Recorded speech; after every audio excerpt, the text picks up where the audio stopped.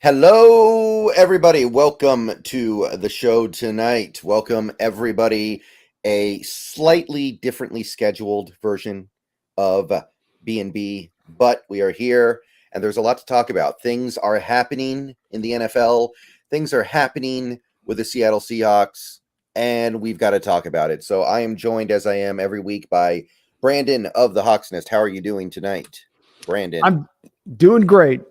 Got shook a little bit by some kind of little cold this week, but bouncing back. Thanks for working with me on that, Brendon. Okay, not a problem at all. It happens. It definitely happens. Fortunately for us, it seems like it doesn't happen that often, though. We grind through it. No, that's right. Sometimes you got to push on through. I would have on Thursday. I almost got there, but just couldn't quite get over the top. It was a coaching decision, Brendon. Yeah.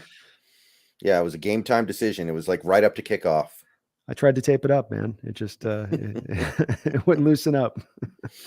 Okay, so there's a purpose to this show tonight. We want to talk about the combine that just happened last week. We learned a lot of interesting things. There's definitely a lot of light that has been shed on this draft class, I think. But before we get there, there are some things that I think need to be covered as it regards to the Seahawks, because the Seahawks have been making moves. They're doing stuff. They're making some waves here, and most of it is as expected, but some of it kind of isn't. So let's just go one by one here. Let's start with the first of 4 releases over the last week or so. 4 players were released. Let's start with the first one, Jamal Adams. Obviously, we all knew we were going to release him. It was very obvious. The interesting thing here is that they chose to do a regular release. They did not do post June 1st. They just took on all the dead money now. So what do you think about that? I think specifically in regards to the choosing of the release aspect of it, I think that definitely would seem to indicate on the surface of this before the other moves, Brendon, that the team was looking to sort of do the reset button fully this year, in a way to where we're going to maybe have to take a bit more pain this year than we will the next year, first trying to spread out for better maximizing the dollar to this year. This is at least what it initially looked like. I don't know now that we've had so many of these other releases if it was exactly that is what was it the point of this. I do think, though, above all else, it was the protection of the 2025 cap situation. You were sitting in a place that was in a less, especially after all these releases, Brendon, in a less really overall healthy state to next year's cap, a time where you very well likely will wanting to be putting the pedal to the metal and try to see if you can truly get out there and be in that contender, and not just a contender if everything works out, but that you could be a strong, like we've assembled our great team to be a true contending type team. So you would set the stage for that better by getting that cap situation into a better place. And this certainly does that. Right. And that's what a lot of people have had to say about the move. A lot of people say that they like it. And I will say this. The Seahawks are not really going to be going for a Super Bowl this year, at least not any more than any team does in any year, right? We have a brand new head coach, brand new offensive coordinator, brand new defensive coordinator, brand new offensive line coach. This is not the year to go all in super aggressively. This is not the year to go crazy with stuff. So I understand the idea of taking on all the Jamal Adams dead money now. What I would say, though, is because you have cap space rollover, you could have done post June 1st and then made the determination later on whether or not you wanted to roll that money over. So you still could have done that with a post June 1st cut. Because remember, that entire cap hit that you would have saved at post June 1st, which is like $16.5 million, that gets taken up by your draft class and your practice squad and your injury buffer. So it's not like that money not becoming available to you until after June 1st is a problem. So I don't know. I feel like that way you get to kind of have it both ways. This way you only get to have it one way. I think that that's a good point. I think that there is a place to be said, though, about trying to plan things out, and that the power of a plan versus the power of being reactionary. And while flexibility is nice, it's also kind of nice sometimes to put yourself in constraints of saying, here's the money we've got to spend. Here's the place we've got to be in at with it. And when I look at the Seahawks cap situation the past couple of years, Brendon, I do see a little bit of some grounds of times where there's a lot of dead money in there, a lot of dead money every single year you're peeling through. And I know this is a common thing in the NFL, but it seems like it's especially been a bit more on the backs of the Hawks as of recent. And so that being the case, I think him drawing down a little bit of that and going, okay, let's not just keep spreading this year after year. Let's not keep starting our position right now to putting dead money out tomorrow. Let's start to try to, for this new coaching staff, take this down to a clean, sterilized position and then push on from there. Right.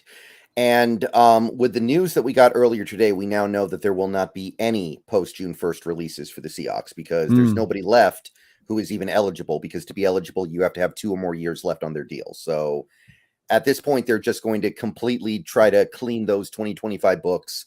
There's going to be no dead money beyond whatever we choose to take on next offseason. And I mean, there's certainly nothing wrong with that. The other angle that I kind of kept coming back to was it's like inflation, because the cap keeps going up. So that's another reason to do post-June 1st stuff, because the cap dollars later are worth less than the cap dollars now because the cap keeps climbing. So I know it's not a big difference. Like in value, it might be like $1 million additional, but that is another thing that was kind of occurring to me when I was looking into this stuff. Yeah, I think that if all things being equal, you want to take a little bit more of that path to do that as you can. But if you do take it over to a little bit of an extreme degree, which would just be my point on that, is I think it was pushed a little bit at times to that extreme point, right? Taking that as the true and then pushing it a little farther than like, okay, you guys are pushing a little too much cap to this year's year there versus what you have in savings or flexibility moving into next year or the years beyond. So I think that there's a lot, to it in that. They've taken themselves, Brendon, from 28th in cap space before this all started from 2025, where they were sitting in their position of it. They're now to 18th. So to me, I like the ability of coming into next year. We've got this year still to, as we see right now with how much cap space we're sitting on, plenty of cap space to go out there and make many moves right now to even still be that contender if things work out great. But then you have really set the stage now, in my opinion, to be able to properly go into next year and say, hey, we can create a lot of cap space, maximize this for McDonald, get those final couple of pieces we may need, and let's go at that time. And that, as you said at the top of this, not likely that you're going to go out to the Super Bowl this year, but into year 2, if things are clicking and things are rolling, yeah, there certainly is that potential, especially with where the talent of this team's at in their sort of, not projection, but in their sort of continual growth. You're muted. Sorry about that. So at the end of the day, Jamal Adams released. Obviously a pretty significant mistake made, but you learn your lesson from it. Hopefully you learn the right lessons from it and you move on to the next one. So at the end of the day, I think that both ways of doing it were pretty close to each other in terms of goodness. The important part was that you move on. Yeah. And you weren't trying to take a risk with Jamal moving forward and anything else, or that, hey, we got the draft picks into this. It's that sunk cost fallacy thing. Either is at a spot of right now that this is going to work going into the future, it's not. And what you've done prior to this has nothing to do with your assessment of the here and now and your projection of where the player is going down the road. Right. All right. So shortly after Jamal Adams, we got word about his buddy in the backfield, his fellow safety, Quandre Diggs, released, freeing up about $11 million in cap space for the 2024 season. And he only had 1 year left on his deal, so that's all there is to it. There's no 2025 hit. There's no post-June 1st with him. So we both kind of expected this and wanted this. So any final words on the Quandre Diggs era? I think there's so many lessons between Adams and Quandre Diggs that we could do a whole show. I did a whole show around just the Adams lessons you could learn. I think you could throw Quandre in there too a couple of days ago, Brendon. And I think we could almost do just a couple hours on this. Really, you could. But to me, there's a couple of things that come down to this that is just sort of the bottom line. The safety position is devalued for a reason. It's not like, well, it's just, they can't get the love. There's a reason, number one. Number two, I think both these safeties got paid at a time as the NFL has making a hard transition. I mean, Brendon, I'm talking like a solid left turn about 4 years ago with the Fangio defense taking over. And that is the requirement for the split safety. No longer is it a nice thing to have. And these two guys were guys that were very specific. I know Quandre's got the background of slot to strong to free, right? But he's a free and Jamal's a strong. And we're moving into an era where those terms need to be a little bit more ubiquitous between a player. You're not just one or the other. You need to be both. I'm looking at these guys coming out of college now, Brendon, and you look at the snap counts off of PFF and where they're rolling, and it's 300 to the strong safety, 200 to the free, 100 snaps out there at the slot. They're being asked at the college level to do many, many, many more things than they've been asked to do prior at the pro level. And this means this is where it's going to be. If not, it's already been heading in this direction. And these guys being paid what they can to be in a specialized place on the football field. And in Quandre's case, doesn't make him a bad player. It just means that you to play to that specific role versus the roles are now being asked for. They're not going to pay for that if they're only getting half of what they look at it as what they need from the position. Right. I do think that there may be a team out there that Diggs can go to and still look pretty good. There may be. Absolutely. But not in this. I think that some people kind of have lost track of that, because I know there were some people who were unhappy about this release. In this Mike Macdonald defense, it's not going to work. It's not going to work the way that it did in Pete's original cover 3. This is nothing to do with Quandre Diggs in diminishing skill set and that he just can't play anymore. To your point, this is everything to do with Mike Donald and what the requirement is of the safeties. And it's just to what I just talked about there. You have to have a safety that can come, free safety that can come down in the box and tackle effectively. Not come down and hang on for near life, not to be undersized and ran over if it's too big of a back out there that he's got to go up and tackle, but a guy that can go up and literally take those guys down. And it's a hard skill set to find, but it's becoming more common coming out of college. And so if you're more specialized at the NFL level right now with those guys coming out, you got to either have to grow your skill set or like Jamal or like Quandre said on Twitter, I got to go become a defensive back again. Maybe that's the value point to be had there at that point. Yeah, there's a team out there somewhere where you won't notice Quandre Diggs missing tackles because the ball carrier doesn't get up to him very much. Right. It's just, but that place is not here. No, not anymore. No, definitely. There's still other defenses that still roll a little more traditionally in the roles and would put him in a good spot and he'd be fine back there. So I still think he's going to find a starting role. And if he's, hopefully it works out great with him, he can find a contender. I was thinking maybe going back to Detroit for him or something like that would be a good little landing zone for him, maybe possibly. I could dig it. All right. Next release, and this one was a little bit surprising to you, and it was also a little surprising to me. I'm not against it. I don't dislike it at all, but I was a little bit surprised they pulled the trigger on Will Dissly. Will Dissly released, saving $7 million. Whoa, how do you feel?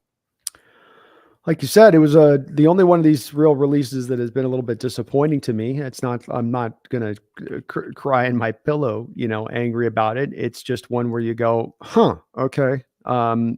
The market right now for tight ends in free agency is not terribly deep. The draft right now for tight ends is not terribly deep. We've now taken ourselves down to 3 straight tight ends that you need across the board. And I don't know, maybe the team's just going all wide receiver, Brendon, with some of these recent restructure moves and stuff, that's going on as well. But it's a little bit puzzling because now you need 3 unless you're just rocking 2 going forward. And maybe that's what they're going to do is keep an extra receiver and roll with 2 tight ends, and it'll be just a bunch of that. But it does appear that the blocking tight end and the value of that has been a reduced spot in the NFL right now, Brendon. I was listening to Behind the Sticks podcast talking about this last night, being that that guy has just kind of been segmented out of the offense a little bit now, versus you needing to usually have that back in the day. A lot of teams doing the 6th offensive lineman, for instance, Brendon, that being the role, just screw the extra tight end. We'll just keep the 6th offensive lineman because then at least we have an extra tackle on the roster. And I think it's a good point. And maybe this is a little bit of an outcropping of that because that was really where Will's value would come into play, is that he's such a competent blocker all the way around, pass protection, run blocking. But as we've seen here, it does look like John Schneider's looking at that big red reset button as far as this cap's concerned. And he's like, anything with even somewhat bad money on the books, boom, Mm-hmm. Right. Yeah. I don't mind it quite so much because I do think there was some concern about him physically breaking down. I know it hadn't happened yet. I know that it was a projection, but I feel like all the injuries have probably taken a toll on him to where I don't know if he can play 40 snaps a game. So I don't mind it. I did think we were going to be kind of forced to stick with him because of the fact that we don't have tight ends, but let me walk you through this hypothetical scenario here. So Will Dissly, you cut him, you save $7 million. You bring back Colby Parkinson on some kind of a deal. First year cap hit is like, let's say $3 million. You bring back Will Dissly, who maybe shops himself around in free agency, finds there's not really much out there, comes back to Seattle. It's where he spent most of his life, and says, okay, I'll come back on a reduced rate. I'll come back for a deal that maybe that first year cap hits like $3 million. And then you draft a rookie in late day 2 or early day 3, maybe somebody like, what's the Kansas State guy, Ben Sinote, somebody like that. First year cap hit $1 million. You just took the Dissly savings and converted it into a whole new tight end room. How would you feel about that if that's the way we play this? Well, if you're lowering that cap hit down for Parkinson, you have given him a pretty substantial contract extension. And I don't know if I would be there with that. Parkinson gives you some upside as a pass catcher, but his reputation seems to have outpaced his performance on the field, in my opinion. When you look at what he is as a blocker, it was good last year through some parts. It was more on the downward side this year overall. The effort's there, but he was getting thrown around a little bit at times. And so when I talk about you're going to be paying $5-6 million a year in projections there for Parkinson, even if that's on a 3-4 year deal and you take it down to first couple million, well, that's still, now I'm on the hook for him for a couple of years. And for a guy that may not be able to really block from the position, and he's okay as a pass catcher. I don't think that he's super dynamic. He's had some good moments, but I don't think he's consistently shown you that he is some kind of guy that needs to be paid that kind of money versus, trying to go, I think, a much cheaper route at that point for that level of performance. I guess that's my bottom line. There's guys I feel like if that's what their skill set is to provide, to be patch catching tight ends, I can find cheap ones of that in the free agency period. I don't have to pay multi-year deal at $6 million. I like where you're coming from. I'm not against that. I'm not going to scream at it if they do it, Brendon. I'm not going to be mad at it if they do it. But the Parkinson thing and giving him an extension, he's a little bit to me of the definition of the fan base falling in love with their own player a little too much. Yeah, I can definitely see that. We do that. Like I remember it with Freddie Swain a little bit. People for some reason liked Freddie Swain. He had a cool nickname, kind of, I guess. I don't know what it was. But if it's not Colby Parkinson, then it's somebody else in that range. The point, what I'm trying to say is, I think there's a scenario where you can build your whole tight end room with the $7 million you saved on the Dissly cut. Sure. And that could include bringing back Dissly. What if he goes around and he's like, hey, nobody really wants me. I've had too many injuries. I'm not athletic enough. I'll go back to Seattle on like a 1 year, $2 million deal. I'll do, a little bit more than the veteran minimum. Maybe I'll do 2 years for $4.5 million. Like these guys fall through the cracks sometimes. And then they're just like, where'd all the money go? Well, we're seeing positions that are being devalued, to your point, as devalued as ever. I would be a little skeptical that it's just going to be a couple million for Will out there on the open market, unless the injury thing, to your point, really carries the weight we're talking about. Because when I look at the skill set Will Dissly brings, I don't see a lot of free agents on the open market that bring that same kind of skill set. So, and I don't know how much the injury thing is going to really factor in for a guy that's missed 2 games in the last 4 years. I think that's not going to, maybe the medicals, they do the checkout in the MRI and they're like, oh, that knee's done. That could definitely happen. But if the medical's clear, I don't think he's vet minimum. I think with his skill set, he'll make $4 million a year on a multi-year deal. And that's okay. Again, I'm not it's not a huge deal to lose him, because I understand at this point when you're turning things over, it's turning things over. And sometimes you're going to give up even good things that are even still in working in good order, because you're trying to just get things to a real 0-hour level for your new coach so that he can set the stage absolutely the way that he sees fit and your general manager sees fit. And I get that. Right. So those were the 3 big ones. They all happened basically at the exact same time. A couple days later, we got another release, the final release so far. Bryan Mone hits the bricks, frees up $5.4 million. There really isn't much to say here. There was a little bit of drama, right? Because I remember the morning before he was released, there were people in my Discord wondering why hasn't he been released yet? And some people were like, do you guys think he's still failing the physical and we can't cut him yet because of that? And people were like, oh no. Is he just going to sit on that torn ACL for the rest of the year?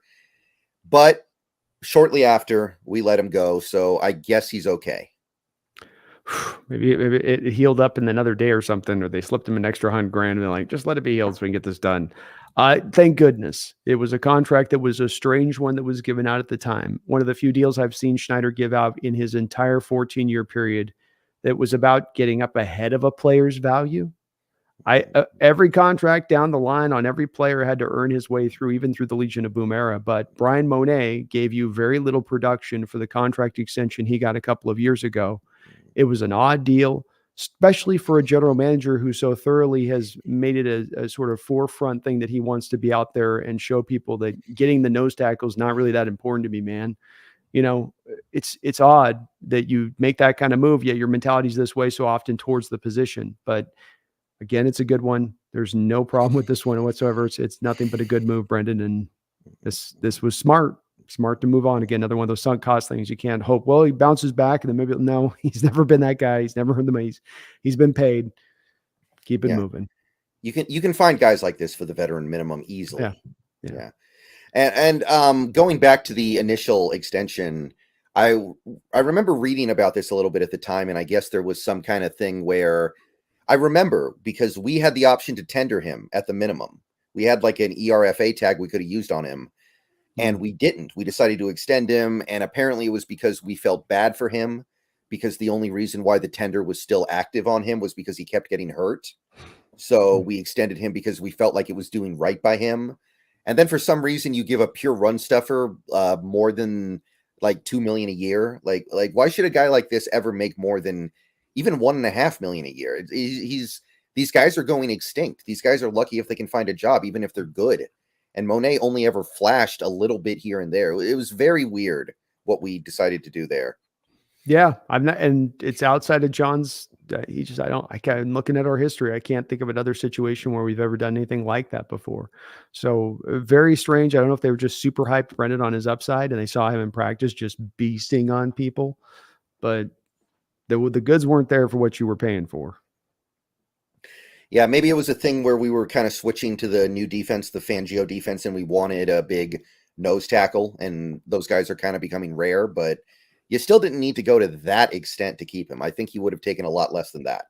Oh, and use your RFAs. I mean, the point of having, I understand there's rare moments where a guy in 3 years of playing has outperformed his deal and you need to pay him, and you do so for guys that are like your DK Metcalf type guys. But if it's a guy that's been injured or banged around or has given you middling play, then sorry, you're playing through the RFA. I mean, that's the nature of the beast here. We have to balance our roster with guys we pay, and we have to balance it with cheap guys on rookie deals. And if you're on your rookie deal, is what it is. You can't have that kind of bleeding heart in the sport because you'll eat your cap up right quick. Right. Exactly. And I'm glad we were able to move off of it. It would have been awful if we had to sit on that all year because he wasn't over his torn ACL yet. So Amen. Mm-hmm. So we had two more things happen earlier today. So Seahawks were not done after that. John Schneider did say that he hopes that he's done with releasing players. Didn't say that he was, but he did say he hopes. He's almost got through everybody, hasn't he? Just about, he's got like one left. Yeah, Ballor's the only one potentially left. And I would like to see him released, if only because I think you could bring him back for way, way, way, way less. But yeah. He's on that. It's tough. He's 35. He's on that high vet minimum at this point. Yeah, I know. But like nobody's going to pick that guy up. He's a 35-year-old special teamer. I know, but you release him. What's his cost here? $3 million. So you release him, you eat $1 million, then you sign him for the vet minimum at 2.1. So your $3 million cost. I did the math on this. I think that if you release him and bring him back on the veteran minimum, you save like 1.6, which doesn't sound that great. But you could also, because he's making $4 million against the cap this year, and it's like 1.4. I think it's like 1.2 or 1.4 dead if he's released. So you can release him, save 2.6, bring him back for like 1.3, and it's somewhere around there. Or you could just get younger at the position. It's special teamers, a young man's game. Yeah, because he carries the over $1 million dead money. That's the tough part there. So it takes it to 3, right? You save 3, little under 3 if you release him.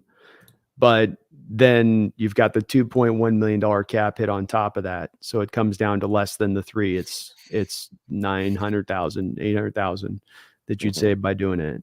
So, it's 800,000, but it's also like probably at such a close cost that Shiner's just like, whatever, unless he's just fully ready to release him and move on. To me, he's more than anything a guy who's here for Monday through Saturday, not for Sunday.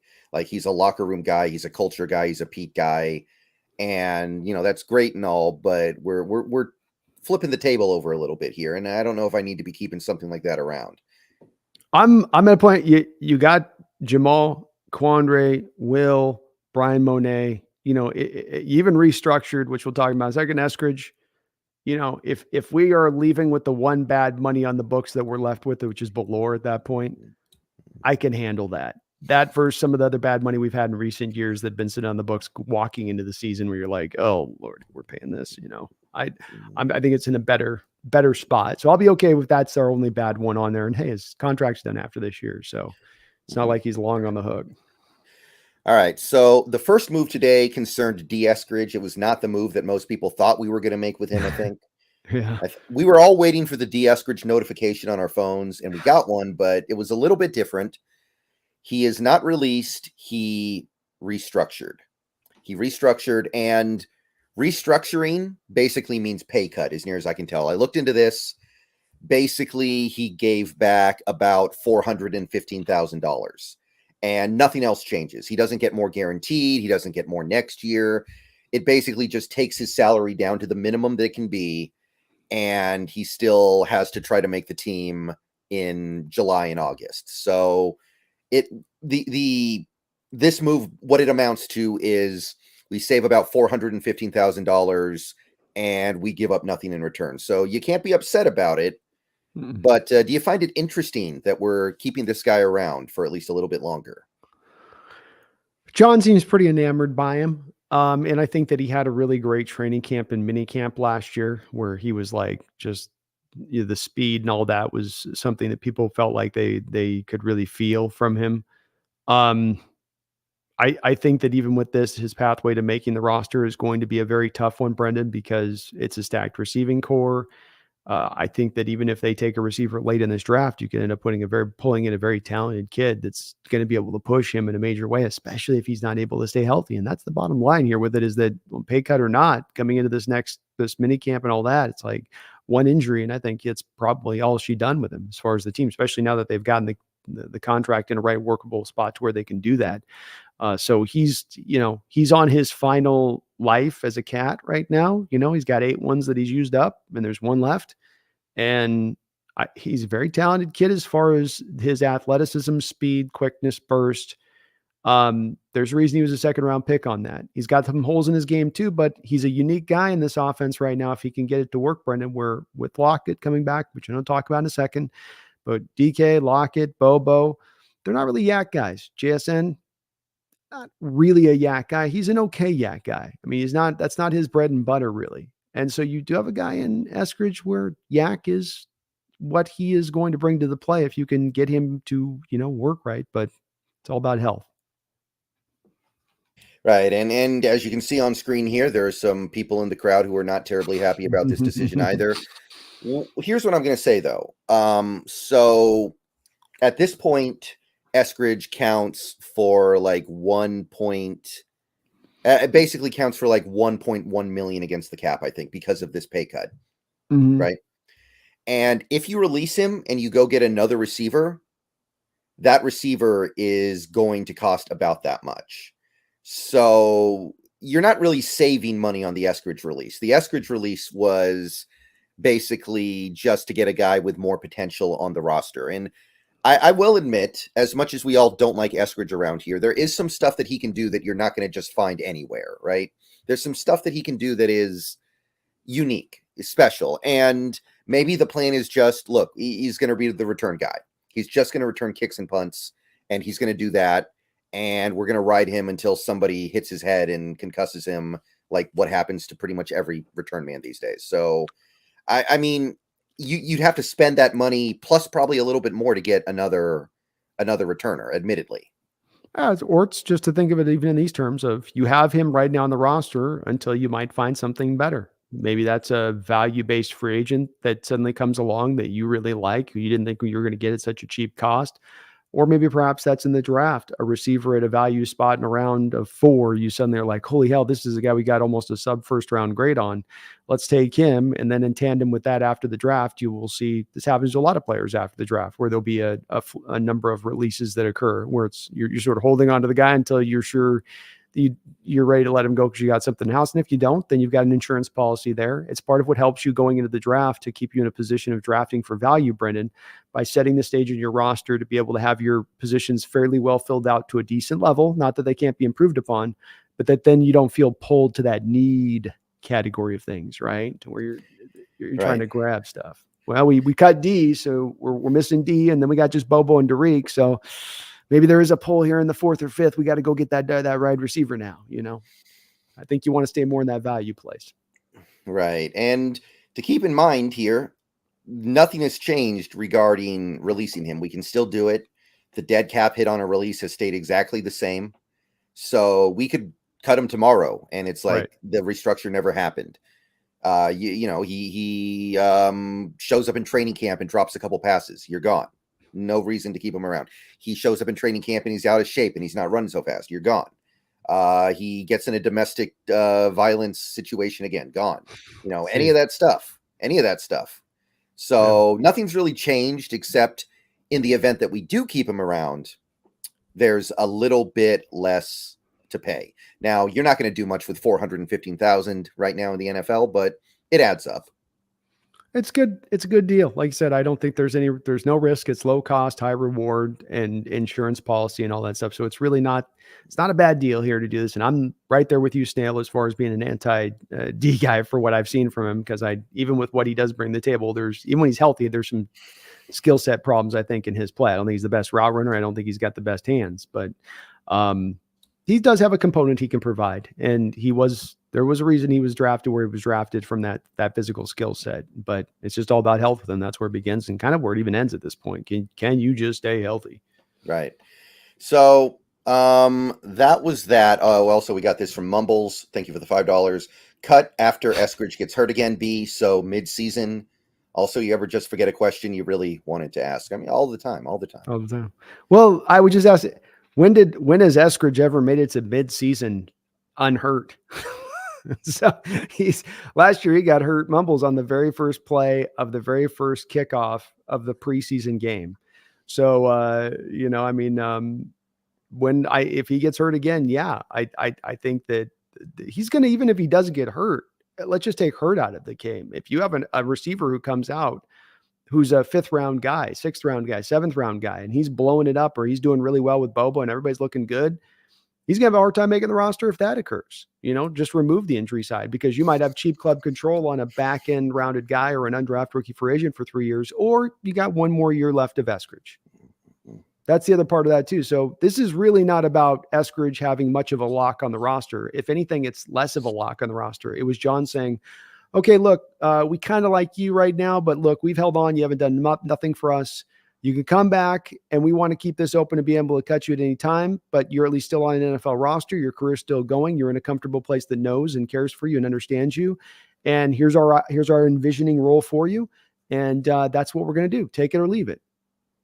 And I think it's more of that kind of tone that was probably taken with Eskridge than, let's give you a soft pillow landing here. Yeah, I kind of feel like the $415,000 was like the price he had to pay to stay on the team. Yeah. Like he had to give that back in order to stick around. It was either that or we're just going to cut you now. Right. Agreed. I think the same way. Yeah. And Mumbles does follow up with his member message. Sorry, meant week 2. Apologies for the typo. So that's a little more reasonable. Okay. You're back in realism road. I was like, mid-season Eskridge. That's like we better give him an Iron Man award after that. Mm-hmm. Okay. One more move. It happened like literally an hour before we went live. Reported from multiple sources, Tyler Lockett has restructured his contract. And once again, I must say that restructuring is just another phrase that we're using in this circumstance for pay cut, because it sure looks like he just decided to give some money back so that he could stick around. We don't know all the details yet, but experts in the field have said that Lockett's cap hit for 2024 is now somewhere around 14 million. Previously, it was 27 million. Mm. And it is believed, although we don't know for sure yet, that his 2025 situation has not changed. So if that's true, he basically just gave $13 million back because he wants to stick around. So, I mean, there's nothing to say here, but good news, right? For us. Excellent news. I think, does it add a year on the end of the deal, though? Is that what it does? Is it throws it third? I think it tosses That it. we don't know yet. Some people have speculated there could be a void year of some kind, but as of right now, it looks like it's still the same 2-year deal it was before, just with less money. Yeah, well, it's hard to be mad at this at all. The restructure is really nice. I've been a guy that said that I think that Tyler Lockett is still helping you and still being a prominent part of doing good stuff for this team. Is he at the level he once was? Maybe not, but is he in a place where he's still being very consistent? And he's a guy that, with Geno, especially going back next year, those guys have good chemistry on third down. And when Geno needs a throw, security blanket wise, he'll go to Tyler. I can't, be mad at this deal at all, and lowering down the cap hit, maximizing this cap hit for this year, even all that much more, Brendon, gets you very excited. And of course, dreamy eyes a little bit starry eyes a little bit when it comes to this free agent period coming up, because you go, geez, you can just start to add that much more. Maybe we can take some big swings here, or maybe we substantially are going to make some moves. Maybe they're just looking to have this much money, and a lot of it will get rolled over into next year when when it's all said and done. But they've got a lot of flexibility to go a variety of different directions here with this coming offseason. Right. And as far as I know, again, we don't know exactly how the contract plays out. It could be a straight restructure, which that would make 2025 rough. Don't get me wrong. That would make the 2025 cap hit like 40 million. But as near as I can tell, based on all the information we have so far, he just decided, I'll give back 13 million because I don't want to be let go. I don't want to go to a new team, learn a new scheme, learn a new offense, learn how to play with a new quarterback. I want to be here. And that's nice to see, right? That's something you're seeing less and less these days. We don't see it very often, Brendon, but it doesn't mean that there isn't some value to it, to a team that uses it in the right way. Larry Fitzgerald had a little bit of this at the end of his career where, look, he wasn't the same Larry Fitzgerald. He'd lost some speed, but the Cardinals still found ways to get him into the offense at times to where he was helping that offense and they could still rely on him at times. They just weren't leaning on him like once, you could. And I think you can take a similar trek with Tyler, and how nice for us here in Seattle with a lot of guys that, left out their career and didn't finish through, that we've got a guy that looks like he is going to finish his career through here on this. That's the other thing I think that we should take away. Maybe that's the burying the lead here, Brendon, is that this guarantees that Tyler Lockett, I think, he will be a Seattle Seahawk for life at this point. That he's not going to be a guy playing in another uniform, which is very, very cool. Yeah, this could be his last year. 2024, he might call it good at that point. That's 10 seasons. We've speculated for a while that he might not be a guy that wants to play like 15, 16 seasons or anything crazy like that. Mm-hmm. Like this could be it. And he's still got the ability to have some really good seasons in this league. I don't know if he'll ever get back to 1,000 yards in a normal offense, but he is helping you more than he's hurting you. That's my whole thing, which is why I personally was willing to keep him on that cap hit that it originally was, almost 27. Me too. Yeah, mm-hmm. I agree. This all the better. This is all the better. Yeah, this is even better. And I think, he's been a good player, Brendon. I think he's a guy that will still bring value to this team.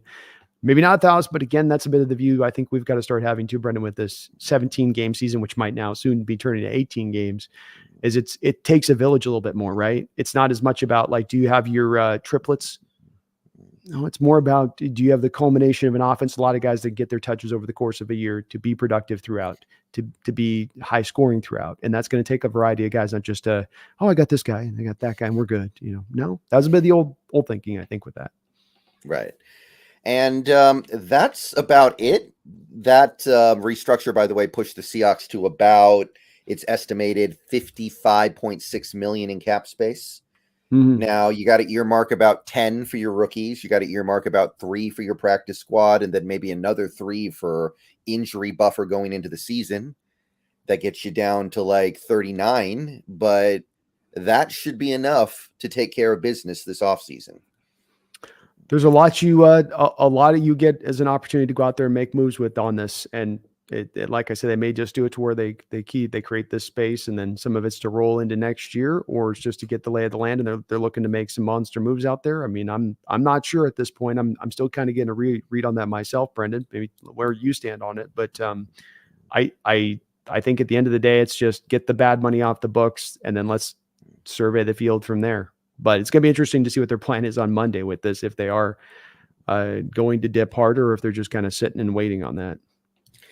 Yeah, I kind of feel like this is a proof of concept year. It's not a go for it year. It's not a throwaway year. It's like, okay, let's figure out if what we have works on a fundamental level, kind of like 2012 was, because the Seahawks didn't go for it in the 2012 offseason. No, they still needed to see, okay, is this Russell Wilson guy going to be any good? Is Matt Flynn going to be any good? Does this stuff work? And then once they found out in 2012 that it did work, it worked really well, they were like, okay, Percy Harvin trade, Cliff Averill signing, Michael Bennett signing, et cetera, et cetera, et cetera. Then they went for it, but they had to walk before they could run. I feel like that's what they're going to do this year. See if they can walk first. I mean, they did make some pretty monster free agent signings at that time, though. Remember, they did the Robert Gallery signing. They did the Sidney Rice signing. Yes, Rice. They did the Zach Miller signing. These were all top of the market moves at the time. Matt Flynn on the $24 million deal they threw at him as well, in addition to it. I mean, they were they needed a quarterback. They did. No, they did. But they were, my point being, they were, that what I'm just saying is maybe there's a little bit of indication he might be willing to spend a little more earlier than we think on that, being that was a lead show on that last team. You know, you can make the argument, well, the Gallery thing wasn't the greatest. The Zach Miller trade worked out great for him. But those were bigger deals. The Rice, remember with the Bennett and the Averill thing, that was at the end of free agency. It was a strike year. Nobody had any cap or was going to spend cap because they were worried about where the cap was going. And so Averill and Bennett got lost out in the, you know, they had to sign a 1-year deal for small money for how good of players they were, you know. Absolutely. But those other deals were huge. I mean, for the dre'mont Jones just broke Sidney Rice's free agent contract record. That's how long that thing stood. Yeah, and those deals were definitely notable, but they were 6-year deals, I think. I think both Miller and Rice were 6-year deals, if I'm remembering correctly. So they were also thinking about those as long-term deals, not just a let's go for it now. That was, you know, we're planning on being good at some point in the next half decade. Yeah. I think, because you can't tell me they were going all in with Tavares Jackson at quarterback. No way. Well, no, but they're willing to spend before they got to that place, is my point on it. So when we come to this free agency and what they're willing to do, and just maybe a little spend, maybe a wait, maybe there's a little bit more willing to be active on this and go a little bigger than we're thinking on this, as a much more of a, I haven't thought of as much of a possibility moving into this period. I thought, okay, they will be in the place you're talking about, being a little more conservative in their approach. But because they took that track before where you can put a 6-year deal together, even back then, 4 years of the bonus money bled out. So adding 6 years didn't take the bonus money and spread it. You're still on the hook for that. And I will guarantee if we go back and look at those Gallery contracts, Sidney Rice contracts, it wasn't like they were putting the base at $1 million in those deals. Those 6-year contracts at the time would have been for the agents and for their reputation as much as for what the team was going to be costed by it or helped by it. Because adding the 6 years doesn't do for anything for you on the bonus side of it. Unless you're drawing down the base super, super low, it doesn't really have any kind of effect with that.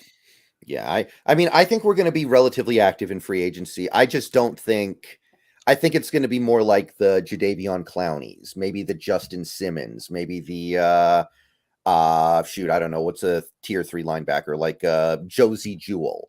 I don't think it's going to be like Chris Jones or Xavier McKinney or Robert Hunt. I think it's going to be more like, okay, we're going to give you enough to win with and see how it goes. But we're not going to commit to anything super long-term. Like I think signing Chris Jones this offseason would be a little bit of a mistake potentially, because he might only have a couple good years left. You don't want your window to be that shrunk already. What about Wilkins? Wilkins is different because he's younger. Like Wilkins should be good for another half decade pretty easily, I think. Are you in the camp of being on board with Williams-Wilkins combination? Well, I mean, I'll be excited to watch it every Sunday. I'll tell you that. I'll be really excited to watch it. Like that. Now you're talking. But I don't think the team's going to spend like that. I think the team is going to spend more on that second or third level, and I'm totally fine with that. I think it makes all the sense in the world to ease yourself in a little bit, sign some 1-year or 2-year deals on guys like Clowney, enough to prove that you can win with, but not so much that you're completely committed to it if things don't work out.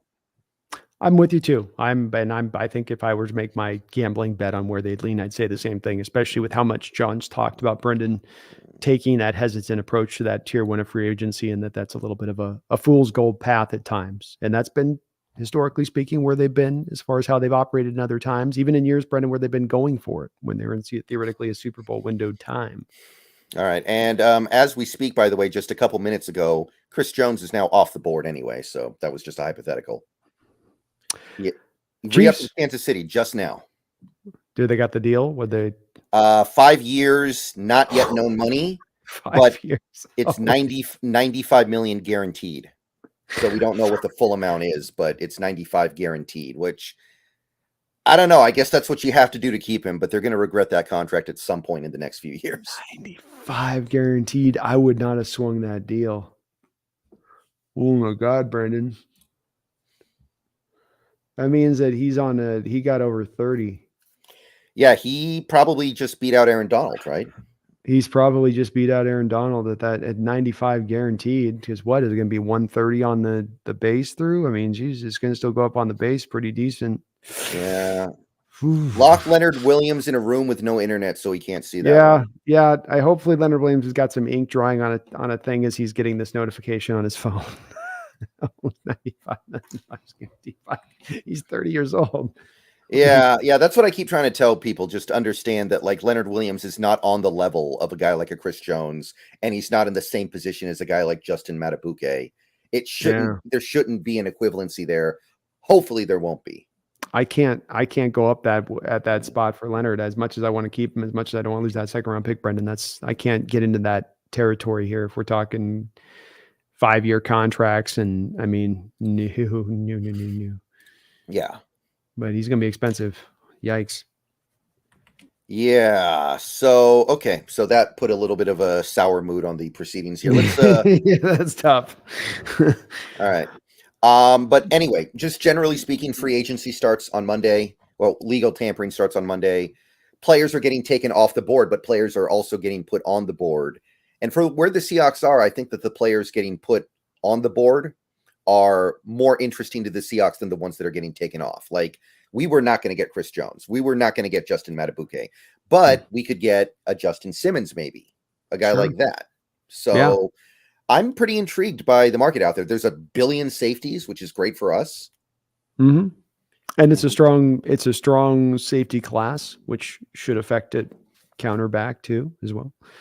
As far as just kind of pushes down, keeps pushing that value down for those safeties. It's gonna be hard for them to get paid. Right.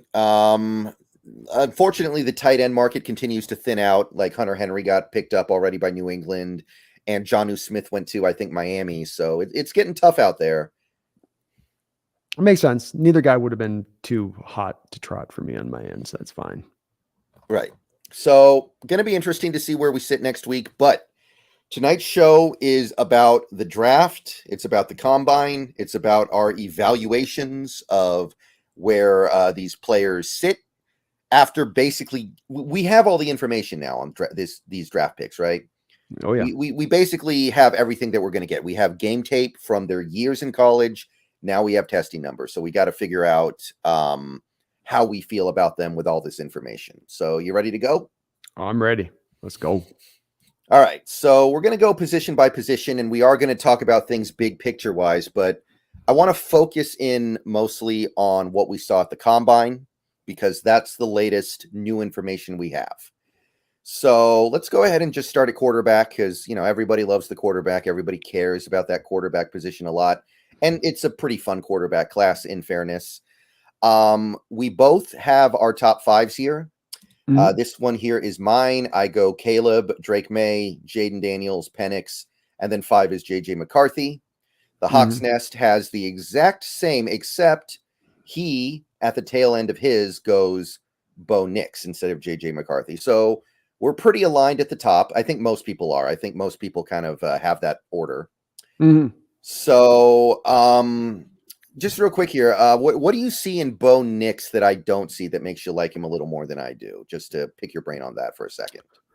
Well, a guy can only execute the offense he's asked to execute. So being called a check down merchant, well, it's fun to say about him and maybe somewhat representatory of Bo Nix's play on the football field. It's also the offense he's asked to execute, and he executed at a very high level.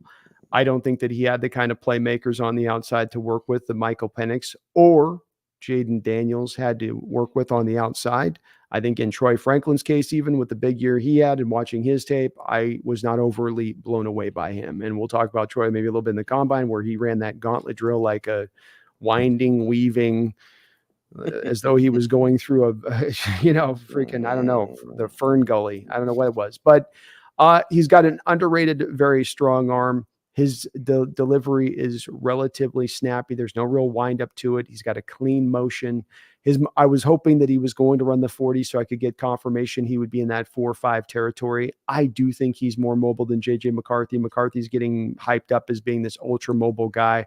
I think McCarthy's more of a 4-6-5, 4-7 guy. I think Nix is a little bit more closer to the 4-5-5 kind of spot. There's a little bit of a difference in the get up and go and getting out there and moving. I think he throws pretty well on the move. I think he's better than Penix throwing on the move, in fact. But I just think he checks a lot of boxes for the position in that. 77% completion percentage. That's astounding. And while, yes, he's throwing a lot of bubble screens and tunnel screens and all that, there's also some throws down the field that he's putting in on an accurate spot as well and doing it with velocity. All right. I value that for sure. I get all that. I don't know. I've said this for a while now. Bo Nix just screams like I don't know. I get Taysom Hill vibes off of him, and it's not going to be like that. It's not going to be like he's going to move to tight end, but it is going to be he's not enough of a processor to excel in most NFL offenses. Like there's been a lot of buzz that he would be really good in Sean Payton's offense, which I could maybe see that. But I don't know. I'm not into it. There's plenty of offenses in the NFL not asking their quarterbacks to do a ton of processing. It's a very important trait. I will give you that. He's not asked to do it. Can he not do it because he's asked to not do it? That'd be my bottom line point on this. Are we seeing a lot of him just laser locked in on one read and hanging in there when I'm watching the tape? I don't. I see reads that are predetermined for him to go to a place, but it's not him sitting there staring down a spot at the barrel of the gun and then like, okay, now I'm going to throw it. It's a lot of here's what I've been told to do. And that's fair criticism to put a quarterback. Well, I'm going to question because like I said, processing is important, but when you watch him, he's had some he can do it. I think he can do it pretty well. I admit it's a question mark because he does so little of it. But at the end of the day, when it comes down to that versus even a guy like McCarthy's not to me doing a ton of processing either in that. That's the thing. McCarthy doesn't get any of the same hit that Nix does, which to me seems silly because the difference between the two is really just McCarthy had more of a system that was built upon running the football, and so his attempts get reduced over the top of a guy like Nix, but his stuff is just as much predetermined and where he's going and what he's asked to do. And so I go, well, he doesn't get clipped for it, but Nix does. Doesn't quite add up to me at times. Okay. So combine wise, the quarterbacks barely did anything. Like, I don't know if you saw it, but the quarterback combine day, Sam Hartman runs the 40 and there's no other quarterback that's running the 40 with him. So they literally just wait for him to come back around so he can do his second 40 time. Yeah. So in totality, 4 quarterbacks ran the 40. Only one of them really ran it well. We did get some throwing drills from these quarterbacks, which I guess that's more important than running in a straight line. But there just wasn't a lot, especially from the top guys. Did anything stand out to you from that combine from the quarterbacks? Not really. I mean, Milton had the big cannon arm, which got everybody hyped up. I thought Penix looked really good throwing. I thought McCarthy missed some throws, and I thought that some of his liabilities as an arm thrower showed up at times when, especially on the 9 routes where, he's trying to show everybody he can get it 50 yards, 55 yards down the field, and he's got to put it on a line. So he throws it out ahead of his receiver over and over when he's throwing that route versus some of the other guys that could lay up a little bit of air underneath it. But no, I don't think there was tremendously much there with the quarterbacks. They didn't do, like you said, they just didn't do a whole lot. Yeah. Milton, I mean, I'd love to see it. I know it doesn't mean as much as we want it to mean right now because he's got a lot of work to do. And as for the McCarthy thing, real quick, it seems like a big driver of McCarthy's ascent up the board has to do with like his charisma, like off-field stuff. Like I'm Yeah. reading a lot of stuff about how like, oh, this guy's going to inspire a cult of personality in the locker room. This guy's a leader. It seems to be about that. And I don't dislike his game as much as you do, but I am noticing that a lot of this is being driven by, oh, it's the kind of guy that he is, which is, I don't know. I don't know if I'm taking a guy in the top 10 because he's a good guy. Don't forget he's a winner too, Brendon. Don't forget that part too, right? Like Michael Penix has done nothing but win the last couple of years. He's done nothing but win the last couple of years. Is anybody right now talking about Michael Penix and his winning ways? And I know there's some talk about the injury and stuff, but when they're talking about the good things of Michael Penix, when they speak about Michael Penix as a prospect, have you heard anybody talking about the fact that he's a winner? Not really, no. No, he's got almost as many wins as JJ McCarthy does the past couple of years. Or if not, the exact same wins. Isn't that interesting? It's almost as though they don't have a thing to point to with JJ like you do with McCarthy. Michael Penix, big hands, can make every single throw, mobility in the pocket. And with McCarthy, you don't have that. So you have to go to these other things that Michael Penix also does have, but that's that searching thing that's going on, to your point on this with McCarthy, to me, which that's where I smell fool's gold. I smell something run amok with that. I smell this, and I've seen it happen with this now, doing this a couple of years, Brendon, where even really smart evaluators of the position start to be caught up on things that are less important to the things that are more important for the NFL game. And these things about being a leader are, yes, it's important. It's important traits to have and everything else. It can't be your leading trait. No pun intended. You know, at the end of the day, I still need you to make all the throws. At the end of the day, I still need you to be able to get up and get away from guys in short spaces. And if you can't do that, then the leadership stuff doesn't carry as much, nor does the winning thing if you don't have as much of the stacked roster, where a lot of that winning was based upon. Right. So, you know, I'm kind of coming around on it, but not in the way that is necessary to draft him anywhere near where he's going to get drafted, because at this point, I do think he's going to go in that top 12. So it's not even going to be a concern for us. Please do it.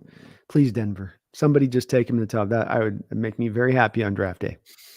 Real quick here, we got a member message from Holy Hand Grenade. Over under when D gets hurt. They took it off the board. Yeah, Vegas isn't taking bets on it. They've lost too much money on Eskridge already here. Holy Hand Grenade. Last year's opening injury in the opening preseason kickoff was Vegas had to shut the. Right. I love it when they do that. I remember when Peyton Manning was a free agent that offseason and they had the bidding odds for all the teams. Oh, yeah.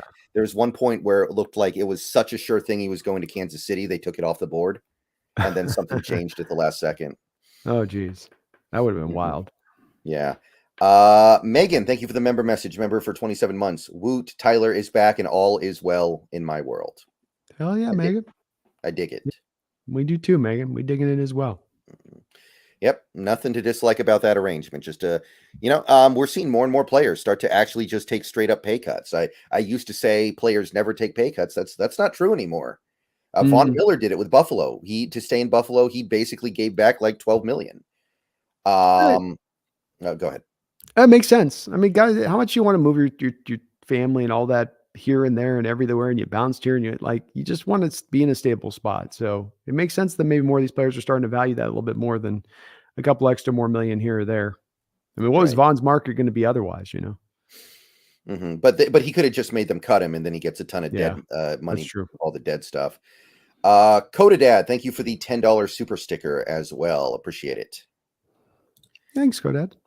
Okay, so now let's jump over to running back here, and I'm just going to say it. I haven't been focusing too much on the running backs this year because it doesn't feel very relevant to where I should be interested, right? It's just kind of for educational purposes more than I think this is something the Seahawks could do.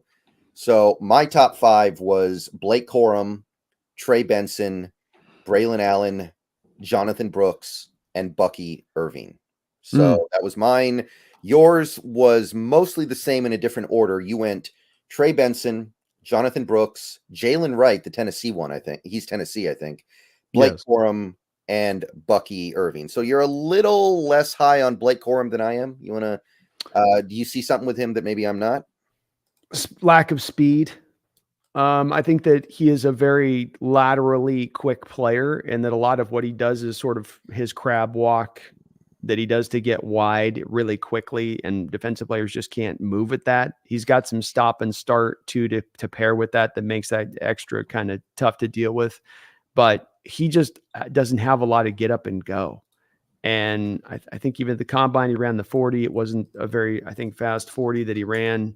4.53, that's fine, but this is 5.8, 205 he's coming in at, so he's not bringing any of that as well ability to drive the tacklers forward and to fall forward at that size. So you're looking for kind of a little bit more of that getaway speed to be had there. And that's dinged him down for me a little bit at this point. Now, still 3rd round grade, but yeah. I feel like he could be pretty explosive in the NFL, honestly, like maybe like a Maurice Jones-Drew, who was small, but he was also really, really explosive and strong, and he used those assets in a way that most running backs didn't. I feel like he could maybe be like that. Maurice Jones-Drew had easily about 20 to 25 pounds on Blake Corum, and I'm going to guess as well, we can look it up, but I'm guessing Maurice Jones-Drew was under 155 with his 10-yard split. Corum was at 158. He's nuzzling into that 1.6. So when you talk about explosion, of course, the 10-yard splits to me one of the great spots to look at for that explosion. You feel it on tape, you can feel it on the deal. When I look at Corum, again, this isn't just about the testing numbers. When I watch him on the field, getting away from defenders, when he's got to put and get upfield and go, it ain't there. And I'm with you in that's what can allow a shorter, smaller guy like Maurice Jones-Drew had that extra little bit of burst and then had that extra girth to where when he's hitting you with that burst, bam, the collision happens. I don't just fall down. I'm pushing forward now, or I'm able to fight through that tackle to go to get the extra yardage. I think at the NFL level with the skill set Corum has, I have a little bit of concern, and again, still a 3rd round prospect, but I do have a little bit of concern with that he's not going to do as much of that falling forward. And it's okay. You don't have the big time, big plays you'll be able to create, right? The 10 plus yard plays, because you're not going to really be able to get wide. It's going to be about you getting wide all the time. Because once I send you through the A and B gap, if a guy gets an arm on you, you're going down. And so, I do have a little worry with that on him. Mm-hmm. All right. So those are our top 5s. Combine wise, did anything stand out to you from the running back group? Because I mean, the obvious guy, and the guy that I'm definitely going to mention at some point here, would be Isaac Guerendo, who killed the combine. 221 pounds, 4.33 40, 10-yard split of 155. Jumped out the building like that. That's impressive. That stood out to me. I don't know if he did anything for you. No, very, very impressive player to your point. Also a bit of a player of a new archetype of player, Brendon, that's coming out in the draft the last couple of years. Keaton Mitchell. Who was the other kid, Brendon, that was that small, tiny guy that was super fast out of last year's draft, who also did pretty good for Miami, the Arcane. Okay. Right? Achane. Devon Achane or whatever. Devon Achane. Right. We had a Chuba Hubbard a couple of years ago, also kind of like this, right? So a little bit lighter, not going to be a bell cow back, not even really your number 2, but as your 3 kind of like explosive guy who, you give him the handful of carries here and there, but he just gets a lot with it done because that speed's just tough for defenses to kind of factor in when he walks on the field versus where the position's been at. Kind of an interesting guy, I think, from that standpoint. And he's one of the guys that you mentioned, Guerrero, that I would have in that space that I've scouted a little bit that maybe is able to supply a little bit for you on that. I think there was one other guy that had a really fast 40 that I'm looking through my numbers here to see if I can find him, but he's not popping up, who I thought also Jalen Wright was another guy at 4.38, 155, 10-yard split at 210 pounds. 11.2 vertical leap, Brendon. I mean, that's explosion right there. 38 vert, right? Like all of that is tremendously explosive across the line. So kind of see it I'm looking now a little bit more for that type of player, Brendon, because that seems to be one that started to emerge a little bit in recent years as a kind of defining type. And like I said, your Guerrero guy is certainly fits that model. I also think too, Benson went out and probably had the best. And my comp for him coming in the draft, it felt a little bit better confirmed coming in because my comp coming in for him was Todd Gurley. And I feel a lot more confident about that going out. I don't think he's quite as good as Gurley. I think he's like 93% of Todd Gurley, but a lot of comparisons between those two players. Yeah. There's it's not a great running back class, but there was some stuff here that popped out to me at the combine, at least.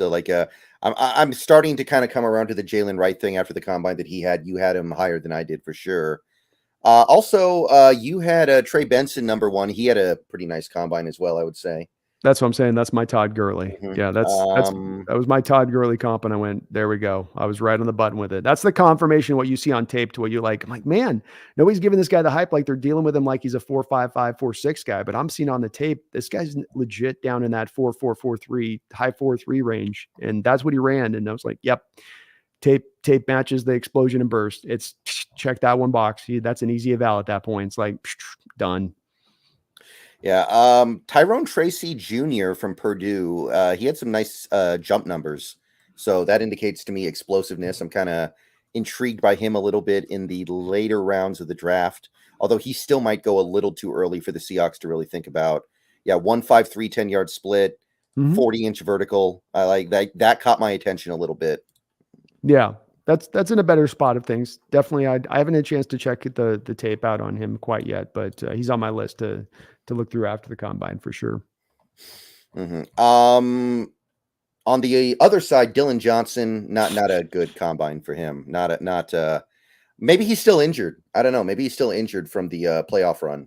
It makes sense. That was a serious injury he had. They played a long season. He's probably busted up in other ways too. But yeah, if he doesn't get a better pro day out by a significant portion, he's going to be a UDFA guy. Yeah. And there were some Seahawks fans definitely interested in him. So that's a little unfortunate for him. Yeah, I like him too. So, all right. So that is, I think, pretty much all there is to say about the running back stuff. Again, it's not a position we're likely to attack until later in day 3 this year. The Snail, thank you for the $2. Brendon, what's your thoughts on Devin Leary? To my recollection, he has a bit of a noodle arm. He's one of those UDFA Brock Purdy type QBs, but I haven't looked into him too much yet. Brandon, have you? Yeah, good mechanics, good layer thrower, kind of a soft tossing guy. The arm strength's a little bit of the question mark with him. Short passes, he's got the pop on him, but when he starts having to push the ball down the field, the further it goes, the less the steam comes out of it. It's like a balloon's having the air let out of it as you get 30, 40, 50 yards down the field. Not an anticipatory thrower. He really needs to see it open to throw it. If you're that soft tossing guy, you've got to throw with the anticipation. You're looking for him with being at 6'1", a little bit of that Brock Purdy mindset of, pop, pop, pop. He's just going through and he's got a plan and he's able to execute the lack of arm strength out there. But with him, he still just doesn't have the feel at the position at his size with the lack of arm strength to make me believe he's anything but fringe league backup. You're muted. Sorry about that. Another one of these Brock Purdy clones. There are like 6 of them every year. There are. And with him, he doesn't have Purdy's get up and get away speed. So that's, it's just, it's a little bit, that's where that quarterback stuff drops off after we get past the top line guys here, man. It gets a little bit thin. Janeth Kumar, thank you for the $5. How would y'all feel if the Seahawks trade down from 16? I'm not against it at all. No problems with it whatsoever. Yeah, my 1-2 punch on this, Janeth, has been if one of my pure blood blue chip prospects falls to us at 16, I certainly am at the forefront of saying I jump on that from a value-based standpoint. But if we were to find it to be that those guys are off the board, we're at 16, then trade down is my second most wanted thing to do. I think it's tremendously smart, and that's where the value is in this draft to me, is in tier 2. That's where the best part of this draft is in tier 2. The star power is not quite as much in that blue chip. There's not as much depth, I think, to the back end. There's decent depth in certain positions, but tier 2 is where it's at. Yeah. Again, to me, it just all depends on how the draft falls. Like if Bowers is there, I'm not trading down for anything. Yeah. If the people that I don't want aren't there, then it's different. But we're going to have to see how the draft falls first, period. Fatano's looking at, by the way, we'll talk him saying he's going to be off the board. So the trade back to get him has got to be taken out. We'd have to. He's, I think, kind of now become one of the guys who I would be okay taking at 16. I know you don't totally agree. We'll talk about that in a little bit here. I'm okay because his arms were better than what I thought they were going to be. That, but let's talk about him in a second. But his arm, the fact that he's got the arm length means he can play tackle, and he tested and looked fluid enough at there where you can trust that he doesn't just have to be a guard. So there's smartness there. Great. Concierge with Nolan, thank you for the $5. Nixon McCarthy give me Drew Lock and Mac Jones vibes, quality-ish backups. Neither has the traits that JS is rumored to like Mahomes and Allen. Yeah. Yeah, that's kind of my thing. It feels like JS likes these prototypical quarterbacks who have it all. Yeah. And Nix and McCarthy are certainly not that. Caleb is in this draft, but honestly, if there's a quarterback that we can actually get that he really likes in this draft, I kind of feel like it might be Rattler. And I'm not saying he does, but if I had to guess one guy outside of the top 4 that he's fallen in love with, it would be him. Yeah. And I wouldn't be surprised if Drake May was his number 1 guy, to your point. May's got a lot of those qualities of the Mahomes Allen in his build and set. I mean, even Caleb does it, but he's 6'1", Drake checks everything off. But I think Nolan, that's sensational comps. I think that's great comps. I would put the same. I think McCarthy's does have more mobility than Mac Jones did. They do come from kind of 2 different offenses, but as far as their upside outlook, what they can bring, yeah, I think that's accurate. Same thing with the Knicks one, man. I think that's good comps. Mm-hmm. Okay, so now wide receiver, and again, this is not a position the Seahawks need to be thinking about that hard, especially after today. We don't really have room. But I did put together my top 5, which was Marvin Harrison Jr., of course, Rome Odunze. I am now 100% on board after seeing some of his testing numbers. Number 3, Malik Nabiers. Number 4, Adonai Mitchell. And number 5, Brian Thomas Jr. And yours was very close. Marvin Harrison Jr., number 1. Malik Nabiers, number 2. Number 3, Rome Odunze. Number 4, Brian Thomas. And number 5, Lad McConkey, one of the best names in this draft for sure. Well, it takes me back, Brendon, too, because I'm old as hell. So, it's the old back in the late 80s, the Giants got in the Super Bowl, and they're beating the pants off, I think, the Broncos in the Super Bowl. Do you remember the Super Bowl, by the way? Well, I know of it. I was not born when it was played, but I know of it. Yes. So you have this. Elway took a sack in the end zone for a safety. Totally. So there's a scene. There's a late play in the game, and the Giants had the plucky guy named McConkey on their team, and he's like the fifth white. He's like that fifth white wide receiver in the '80s that was never getting on the field, but he's just you go out there, dude, do what you can, guy. Tries to, and Bavaro tips the ball in the air in the end zone, and McConkey gets the catch, and they're already up by 35 points. It's one of those pinnacle moments where you're already beating the pants off a team, and Jermaine Kearse goes and gets you a touchdown reception that in the Super Bowl at the end. You're like, all right, we're capping this off. But I was wondering with him if he was his relation. He's not, but it just McConkey name just was solidified in my young mind at that point. He went out and went 4.39 on the 40. With Ladd, there was a matter of, does he have that explosiveness and speed on the edge to be on the outside? And he showed you that. I don't know if there's a better route runner in this draft than McConkey. And his hands, I think, are very strong. He's been one of the guys with Brock Bowers there that's been the 2, maybe forefront players on that offense over the past couple of years and driving that offense. And so I'm very much with him. I like Adonai Mitchell's upside. He's very close into that group for me, Brendon, but I think that there's still more he has to go out there and kind of claim. It's sort of more promise to him and upside with him more than it is knowing really what you're getting there with him. Right. And I like him too. He was just outside my top 5. Odunze, I'm now convinced is going to be Larry Fitzgerald. That's my comp. It's been my comp for a while. Yeah, I wasn't sure he was going to be able to get open in the NFL because I thought he would run a 4.6 and everything would be contested. But when he ran that 4.45, I think it was, and he had the really nice 3 cone, I was like, okay, this guy, he's going to make it. He's going to 100% make it. If he can run like that, he's not going to have a problem getting open at the NFL level. So I'm on board with Mr. Odunze. As for the combine stuff, you talked about McConkey having a good combine. I talked about Rome. Did anything in the lower areas of this draft stand out to you in terms of performance? Tez Walker was able to reclaim a little bit of value back from bad Senior Bowl performances in a middle part of the year. Luke McCaffrey probably raised himself, I think, into the third round from a guy that maybe a month ago you're looking maybe more fifth roundish, but has pushed himself up with his short area quickness and stuff. Another guy that's probably showing you he can play a little bit more on the outside, maybe than you thought. Obviously, Brian Thomas, I think, solidified himself on the high end. I know that you're managing lower end, but he certainly had a great combine and put himself in that right spot of things.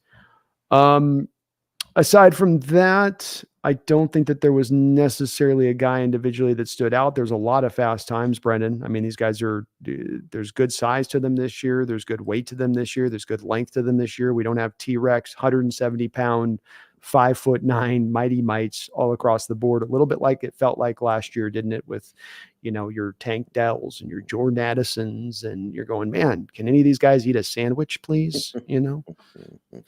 Well, in that vein, what you're just talking about there, Anthony Gold, I actually kind of liked what I saw from him. He's one of those smaller guys. He's like a Tank Dell, a little bigger than Tank Dell, but ran a 1.49 10-yard split, 1.49, so sub 1.5, jumped out the building.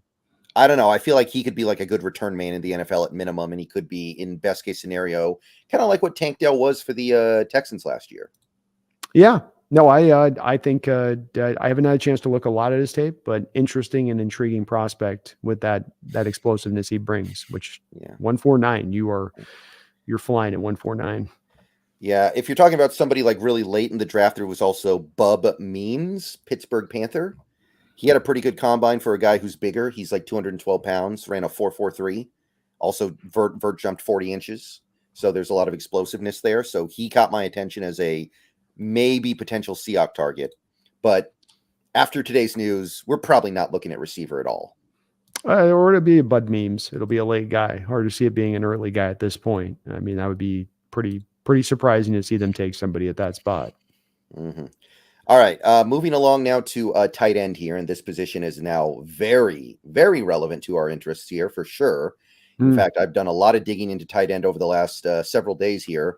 My top 5 is number 1, Brock Bowers, number 2, Jatavion Sanders, number 3, Cade Stover, number 4, Theo Johnson, number 5, Ben Sinnott. And the Hawks Nest top 5 was, the top 2 were the same, Bowers, Sanders, but then he goes Tip Ryman, somebody who's really just burst onto the scene lately, like Kramer going into Jerry's apartment, Cade Stover, and number 5, Ben Sinnott. So the main difference that we have is you have Tip Ryman in your top 5. I have Theo Johnson. So I know a little bit about Tip. I know what makes him exciting, but explain to the folks at home what's going on with Tip Ryman. Really big dude who is sort of cut from the cloth of being a little bit more of your old school type. Let me get my notes up here on him just a second here. He's a bit more built to be your old school type tight end, 6'5", legitimately 271. So not this, sub 250 pound, 245 pound guy. He can move people off the ball. Just a guy that just puts in the work to me when I watch him as a blocker on tape, where he just gets after it. And then I believe that with what he put up, especially in some of his testing times, that there's a lot of untapped potential there in this kid and what he can bring to the table from the receiving. Number 1, the quarterback play at Illinois sucked. Number 2, the offense didn't even try to work somewhat to feature him. When they wanted to throw the ball to the tight end, it was more to the move H-back tight end in the offense than it really was to Tip Ryman. He was targeted 24 times this past season. He made 19 receptions. He catches the ball when you throw it to him. He's an overall really good player. He's a gnarly blocker with finish. He's a really big pass catching target that he supplies you. He's maybe not as much of the pass catcher as like a Theo Johnson, but I think with the Theo Johnson, he's a little bit more of the workout warrior in what he's tested versus what he's shown on the tape versus Ryman, where his workout warriorness shows on the tape. Yeah. I looked at Tip and, it catches your attention, right? And it's not quite Darnell Washington, right? Like nobody's going to be Darnell Washington. Nobody's Darnell. Yeah, it's kind of the same thing where you're like, wait a minute, why wasn't this guy better? Why didn't this guy do more? Like it's, and in the case of Darnell, it was because he was behind Brock Bowers. But in the case of this guy, it was just he doesn't have a quarterback. So I like Tip too. I haven't quite ascended him up that high yet, but he's definitely on my radar. And, he brings things to the table that are, like you said, are becoming rare at the tight end position. Yeah. Finding a good overall guy like that, and a guy that can be in line and do it all from the position a bit and give you the pass catching ability, not just be a block of wood out there. He can give you that. All right. So beyond the top 5 at the combine, a couple guys who I thought did well were of Jared Wiley, the TCU guy. He's somebody who's going to be dancing around that top 5, even if he never gets there. Yeah. And I would also say Devin Culp, although he kind of needs to be that fast because of how undersized he is. But he destroyed the 40-yard dash, 4.47 as a tight end. That's very close to like Kyle Pitts. Yeah. Well, So and I like those guys stood out to me. Jared Wiley's really fun on tape because he moves a lot. He moves a little bit. I'm not trying to make the comp, but he's got a lot of movement that looks a lot like Kelsey on tape. The way he angles his body and sort of swerves, with the size that he has at the position, he's like a stretched out Kelsey, not quite maybe as explosive or quite as athletic, but a really interesting prospect. The guys you mentioned, Culp's definitely, because you mentioned the size, also maybe a lack of productivity coming out with question marks on him. There's some opening too for these later round guys, because guys like, Tre'Davious Sanders, what do you run, a 4.69? That's his claim to fame's got to be the speed and quickness, and he's still on our spots, but yeah, well, I'll tell you, I've watched his 40 times. He stumbled both times. He doesn't know how to run a 40. I think that on a football field, he'll be much faster than that. I'm not that worried about it personally. Yeah, and it wasn't enough to ding. This is where you can see with both of us, not enough to ding me on him with having a little bit of an underwhelming combine, but it was a little bit underwhelming. I think both him and Jaheim Bell, another guy that the Hawks have met with that I know we're going to pay a lot of attention to, just didn't necessarily have as much they brought to the table on it. Yeah. Hoping a little bit more from him on it. Yeah, I think Stover was good enough. He's, I've called him like a potential Will Dissly replacement for a while now because I think he plays a similar way. He actually ran a 4.65, which was pretty good for a guy who plays the way that he does. So, I'm still, he's never going to be a superstar, but I think he's going to be a good player in the NFL. He's functional. He's not going to, he gives you the high floor of, he'll come in there and give you some functional play and help you out. Maybe he's got to be specific to the areas of the game, but help nonetheless. All right. So that is tight end. Next up is left tackle here. And again, left tackle is not a position I've invested a lot of time into because it's just not likely the Seahawks go that way. More than any other position, it wouldn't really make sense, right? You've got 2 guys on rookie deals, a starter, a backup. Where are you going to fit in another left tackle, right? Yeah, I don't see it as being a position that they look to address. Maybe a guy that's got flexibility with it, but yeah. So my top 5 is Fashanu, number 1, Joe Alt, number 2, Jordan Morgan, number 3, Patrick Paul, number 4, Javon Foster, number 5. You were a little bit different. You had Joe Alt in number 1 and Fashanu number 2, so those were flipped. You did have Morgan. You had Foster at 4. And then you had Delmar Glaze, a guy I was just scouting earlier today a little bit, at 5. Mm-hmm. Yeah. So I know a couple months ago you were a little unsure about Joe Alt. Has something kind of changed for you with that read? Yeah, he's 20 years old. He's out dominating on the field and what he's doing at that age. So, when you've got a guy 3 years younger, this is the Jamar Chase. I call this my Jamar Chase rule. And this was something I locked in on Jamar Chase. When Jamar Chase is out there in the SEC taking guys' souls at 19 years old, that's got to be brought into the evaluation point a little bit versus, guys at 23 years old coming out into the draft, normal age and all that other stuff. Alt also has the bloodlines I was not as aware of to begin with this. His father is in the Chiefs Ring of Honor as an offensive lineman. I trust a lot in these kind of bloodline things to a big degree. And I've got to be honest, I'm looking at updating my list beyond what I sent you on this. Fashano's starting to drop for me in my eyes just a little bit, and not far, but I very well at this point would put Fashanu at 3, and I might now at this point raise up Fatanu to the number 2 best left tackle in this draft. I could see that. I'm still looking at Fatanu as a guard, but you're right. I think that there may be some team out there that views him as a tackle. And he might be I think he's at least a top 3 left tackle in this draft, clearly, right? Has to be. I think guard is out the door at this point. I think it was smart of us to look at that a little bit. And I didn't anticipate that the arm length is going to be at 34.5-inch long arms for Troy Fautanu. That's not, I mean, you're looking for 33 on tackles, 34.5. So he's not only now just like hitting the mark of barely long enough arms, but he's a well above average in that plane, and then tests well across the board in his movement abilities. He is going to be a left tackle now and into the future in the NFL. It's just, to me, it's after this combine performance, the way he moved in the drills and his slide back and forth, there's nothing he's limited by not to get that done. Maybe he's not super uber explosive, but good enough on that. And he's one of those football quick guys when you watch him on tape. I mean, he's bouncing around there like a bunny rabbit. Yeah. So yeah, we'll talk about Troy in just one moment here. Guys who I thought tested well at left tackle, the Kingsley Suamataia. I don't know what position he's going to play in the NFL, but I thought he did good. The BYU tackle. Mm-hmm. I guess you also had the South Dakota State guy. I think it was. What was his name? I thought he did. Garrett Greenfield. Yeah, Garrett Greenfield. He might go to right tackle in the NFL, though. Actually. Yeah, I think he's a little bit of a big. Yeah, he's a little not as explosive. Mm-hmm. Anything else you think should be called out at left tackle? I'm looking just through some of my notes on guys. Like you said, it wasn't really a big part that we're looking to address. I think that the guy that's technically a tackle that'll be, I think, potentially kicked in, Goncalves. Yeah, I have him getting kicked inside. Goncalves. Okay. It's literally spelled Goncalves. I can't. I look at that name 50 times. I can't say it at any point in time. No, there's a couple guys that I think are. It's more of guys got pulled off the board, Brendon. I think because there was some big, stiff, not as mobile guys, and that's got to be at the center for one of these players we're looking at. So it was more of, there was just guys you could kind of remove off more than it was adding on the testing scores for left tackle at least. All right, so now we segue over to a left guard here, and my top 5 was Troy Fautanu, who we just spoke about maybe not being a left guard anymore.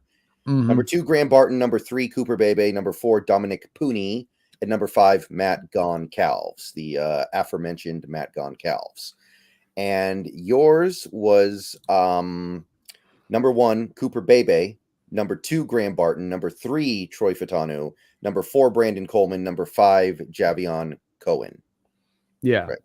And again, Fautanu, like maybe he's too good. That's his flaw. He's too good at playing offensive lineman. He's going to bump out to tackle in all likelihood. I will say, if the Seahawks have the opportunity to draft him and move him to guard, I would still want to do that because I think he'll be a good guard as well. Yeah, I agree with you on that. And I'll say in general on this, there was much more right guards to look through so far in the draft than I found as left guards. So it's becoming as much as ever just that tough position to find good guys that can hang up over there. Mm-hmm. Right. So I thought Bebe had a great combine, by the way. I thought Bebe looked great. He was a guy who you might have been a little bit concerned about mobility-wise, but his testing numbers were actually great. What was it, like a 5.0340? The 10-yard split was really good, too, I think. It was 1.75. The vertical jump was not good. The broad jump wasn't good, but the 3-cone was great. The 20-yard shuttle was great. So I'm pretty high on Bebe. I like the fact that he's 6'3", so he's going to win those leverage battles because he's going to be the low man all the time. And he's a guy who still, for some reason, I don't know why, still being looked at as like a second rounder or third rounder by a lot of people. I would love to get him there, but I don't think it's going to happen. I don't either. I think NFL people, when it comes to draft day, his value will be understood and just being kept as a secret. Maybe they're all playing their cards close to the vest, but he was one of the easier evaluations in the draft to watch and go, oh, okay, yeah, this guy's going to play in this league, start this league for years, and he'll be really good. Mm-hmm. But it was good to see him solidify that, especially like I was saying, because there's so few guys guard wise. When I'm looking at these right guards, Brendon, I don't see guys that, well, you could play both sides. You know, I'm going, nope, that's a right guard. That's a right guard. That's a right guard. So, I like this list of guys, but I think if you don't go left guard early, there may not be one there late. Mm-hmm. Yeah. So you had Brandon Coleman at number 4. I'm a little worried about him because at the Senior Bowl, he looked a lot more comfortable at tackle. And I don't think he's going to be able to play tackle in the NFL. But when you put him at guard, which is where he should play in the NFL for obvious reasons, doesn't seem very comfortable. So I don't know where he ends up. Yeah, it's possible with that he ends up. There's some question mark on a couple of these guys. I mean, even in Bebe's case, he's been playing tackle.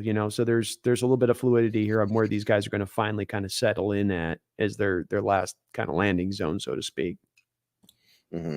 And Cohen is interesting, Javion Cohen, because he put on a bunch of weight last year and didn't look nearly as good. So he needs to drop that weight like he was at Alabama. And I think he'll be a really good left guard. But right now it's like, yeah, it's weird. He put on the weight because he struggles so much in run blocking. He's such a good pass protector. So I feel like he added the weight to do that, but he just got kind of big and a little bit less mobile. Certainly wasn't willing to test, went 26.5 on the vert, 8.8 on the broad, so you're going, all right, I can see why you didn't run your 40. I can see why you didn't do your 3 cone.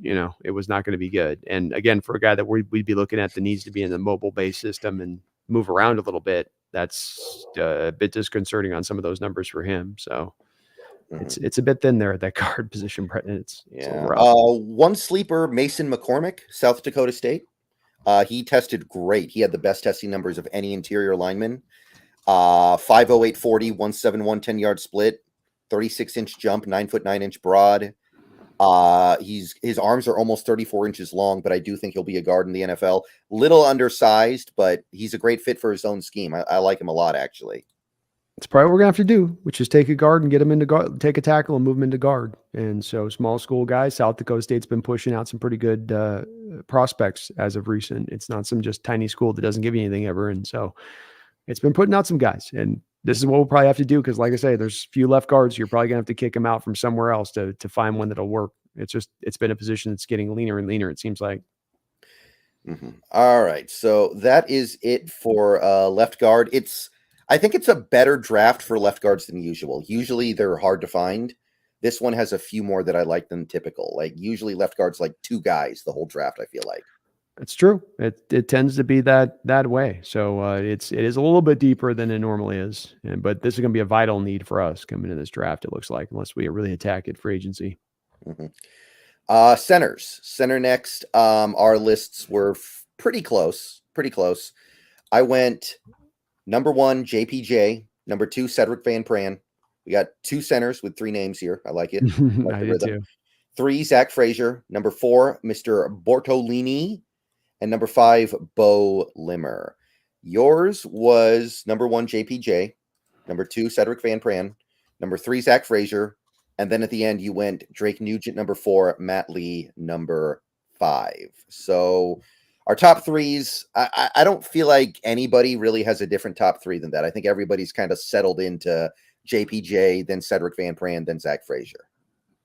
Yeah, and I maybe at this point, because I sent you the list, I hadn't done my jump into Tanner Bortolini yet before we'd done the list. So I probably would bump Matt Lee for Bortolini at this point from where I am, or even Bo Kimmer, because those guys have emerged. Yeah, I feel like we got to get Bortolini and then get Ben DiNucci at quarterback. So Bortolini is snapping the ball to DiNucci. They could do this thing. Yeah. What is that? The Italian thing they all do. Tommy DeVito. Yeah, it makes everybody hungry when they're watching the Seahawks games. They got to go eat. That's right. Mm-hmm. But yeah, Bortolini, insanely good testing numbers. 4.94, 169 10-yard split. 4.28 20-yard shuttle. He had a 20-yard shuttle that like some running backs have. And he's 303 pounds. It's not like he's one of those 270-pound guys that are just kind of wannabe centers. Yeah. So he's a freak. And I think he's now in the top 4 for me for sure. That's where I think he's got to, at the very least, elevate to the top 5, and he may push into that mark because he's so scheme fit to what we want. He also offers you versatility. He's played all 5 offensive line positions in his time at Wisconsin. So he's a good player. I went back and watched the tape just like, I think it was last night, in looking at him, and beyond the testing numbers, his mobility shows up, Brendon. He's a real master at, I think center's his spot. So that's where he needs to settle in at. And I think he's really great at first getting the dual block, peeling off, getting to the linebacker really quickly and landing that block. He does it over and over again on tape, really stands out with him. But the mobility stuff is so much of a good fit. And there's not a lot of mobility guys as much in this draft. Even a Brand Pran that can execute movement, he's a little heavy footed. He just gets it done because he's just so damn powerful. He doesn't need to be squaring you up. He can one arm you and just send you flying. Yeah. I know we both still love JPJ, as we should. But one thing that I noticed watching the combine, he seems like he's top heavy. Seems like he's like, I don't know, it looks like he's going to fall over sometimes because he's carrying so much weight above the waist. Well, he's not a pure mover, right? That's also, he didn't test either, right? And there's a reason there, because 330, he was going to probably run a 4.35 40, right? 1.7 plus 10-yard split. So that's where he may not factor in as much as people love him. And I think he's got great potential, the best potential of any center in this draft. Is he a scheme fit? Maybe not as much for the mobility side of it, because he's not going to move as much in space. I think, as some people said, I was hearing this the other night, like maybe what he needs to really be is you put him on one of those teams with one of these undersized quarterbacks that's 6'1", Brendon, that you need a guy that just is a freaking impossible to get around up front, keeping the pocket clean. Because as we know, the worst thing for undersized quarterbacks is pressure up the middle, not off the edges, but the stuff that comes up the middle. So that may be more of a team that looks to potentially target, Jackson at that point. Mm-hmm. And Bo Limmer is not a guy I was thinking I was going to like that much because he plays for Arkansas, but he actually is good in motion. He's actually pretty good in space, which I was not expecting because he's playing for Arkansas. But actually, we have a Wisconsin center doing the same thing too. You usually don't see that. Usually those guys are the maulers. They are. Yeah, it's kind of surprising on them. They tend to be big trash cans on that. So, he works good. And he's got a wide body on him too. When you first look at him, you're like, oh, this guy's not going to move. But he pulled it off. Yeah. He's good. What do you know about Drake Nugent? He's a guy I haven't looked at very much. Another real wide body guy, just naturally built like the center position you'd like him to, like if you're kind of carving him out, like I like this guy to be about twice as wide as the normal guy. Really quick off the snap. He just gets into the chest of defensive linemen. He's more of a one-on-one guy than Oluwatimi was, right? They're sort of different players in what they do. I think he's more of the run blocker. Oluwatimi was more of the pass blocker. But obviously this scheme asks you to hit a lot of those reach blocks. It just seemed like Michigan did a lot less of doing that. Oluwatimi was all over the place. It was reach block here, then it was pull in space on the next snap, then it was get to the second level on the third snap, and you'd 1, 2, 3. You'd see that in a three stack of plays. With Nugent, it's a little more of the wham, right? He's hitting that nose tackle every time. And you can trust him one-on-one with the nose tackle. You can trust him to not need to be just a double team guy all the time, but it's less of him doing a little bit of what you saw from Oluwatimi last year. But I think he can hold up and do it. And his testing numbers weren't good, but they weren't bad. It was just okay. Right. By the way, one thing that should be noted is that a couple of sites are listing Graham Barton as a center now. They think he's going to end up playing center in the NFL. Yeah. I still have him at left guard for now, but he may end up going to center. And if he did, I think he would immediately become probably my second best center on the board. I would probably put him over Jackson Powers because of that mobility angle. Even though maybe even in Jackson, I see a higher upside to him as a player. It does come down to sometimes you may be this great player, but if you're not a scheme fit, I don't know. That's a tough call. You know what I mean? But if I've got a Barton aspect, I might have to put him a little bit higher because he is so good with that. Yeah. And one sleeper that I had from the combine in terms of combine performance was Jacob Monk, the Duke center. Mm-hmm. I think that he did pretty good for himself. Really athletic, 5.09 40, 1.66 10-yard split, which is crazy good for a center. That's very good. Yeah. And he's 308 pounds too. So it's not like he's one of those 270-pound frauds. I remember, I think it was 3 years ago, Illinois had a center in the draft that was like 260. And I'm like, come on. Yeah. It was good to see that all the weights were holding up this year on that. Everybody's over the well to 300 pounds. Like, okay, guys, there we go. This ain't 1985 anymore. Come on. Mm-hmm. Yeah. Anything else catch your eye from the combine with the centers? Not really. Charles Turner looked okay. For me, I don't know if he'll be as much of a fit though. Another guy that's a little bit athletically limited, but he looked pretty good. But yeah, I don't think he'll necessarily be a fit. Dylan McMahon. Maybe he's a little smaller than I like, but he is a good athlete. I do kind of like Dylan McMahon. He can move a little bit. He can move. He is short spaces. He had a good little shuttle and 3-cone to him. Mm-hmm. All right. So that's center. Now we're going to bump over to right guard here. Our lists were somewhat similar. I went with right guard. Number 1, Christian Haynes. Number 2, Christian Mahogany. Number 3, Zach Zinter. Number 4, Layden Robinson. Number 5, CJ Hansen. You went number 1, Zach Zinter, number 2, Christian Haynes, number 3, Tate Ratledge, who I completely forgot about. Did he not declare? or something? Because I'm not seeing him on any of the lists. Some of Like these guys are late. If anybody can confirm or deny in the chat that Tate Ratledge declared, because I do remember liking him a lot during the season. But when I was looking things up, I didn't see him on the database at all. Oh, no, he returned. So got to remove that one off for me. So Christian Mahogany becomes my guy. Christian Mahogany, Connor Colby. Connor Colby, yeah. Yeah, goddamn Georgia and their NIL money. That's more money than these guys are ever going to make in the NFL, probably. These guys waited till the 25th hour. All of them did, because I know a lot of them, I was like, they're in. Nope, I'm out last minute. So, but dang. Okay. All right. So I bumped Zach Zinter down a little bit because of the injury. And admittedly, I do think he'll probably be the number one guy if and when he recovers from that injury. Yeah, I agree. And based on what I'm hearing, it should be a full recovery. This is just a clean break thing. Yeah, you had a Connor Colby here. He was a guy that I had an eye on during the season, but he didn't quite make the cut for me. The Iowa guy, right? He's Iowa. Yeah. So did you see anything you liked with him in particular more than some of these others? I just feel like he's got a bit of a heavy hand, fluid mover.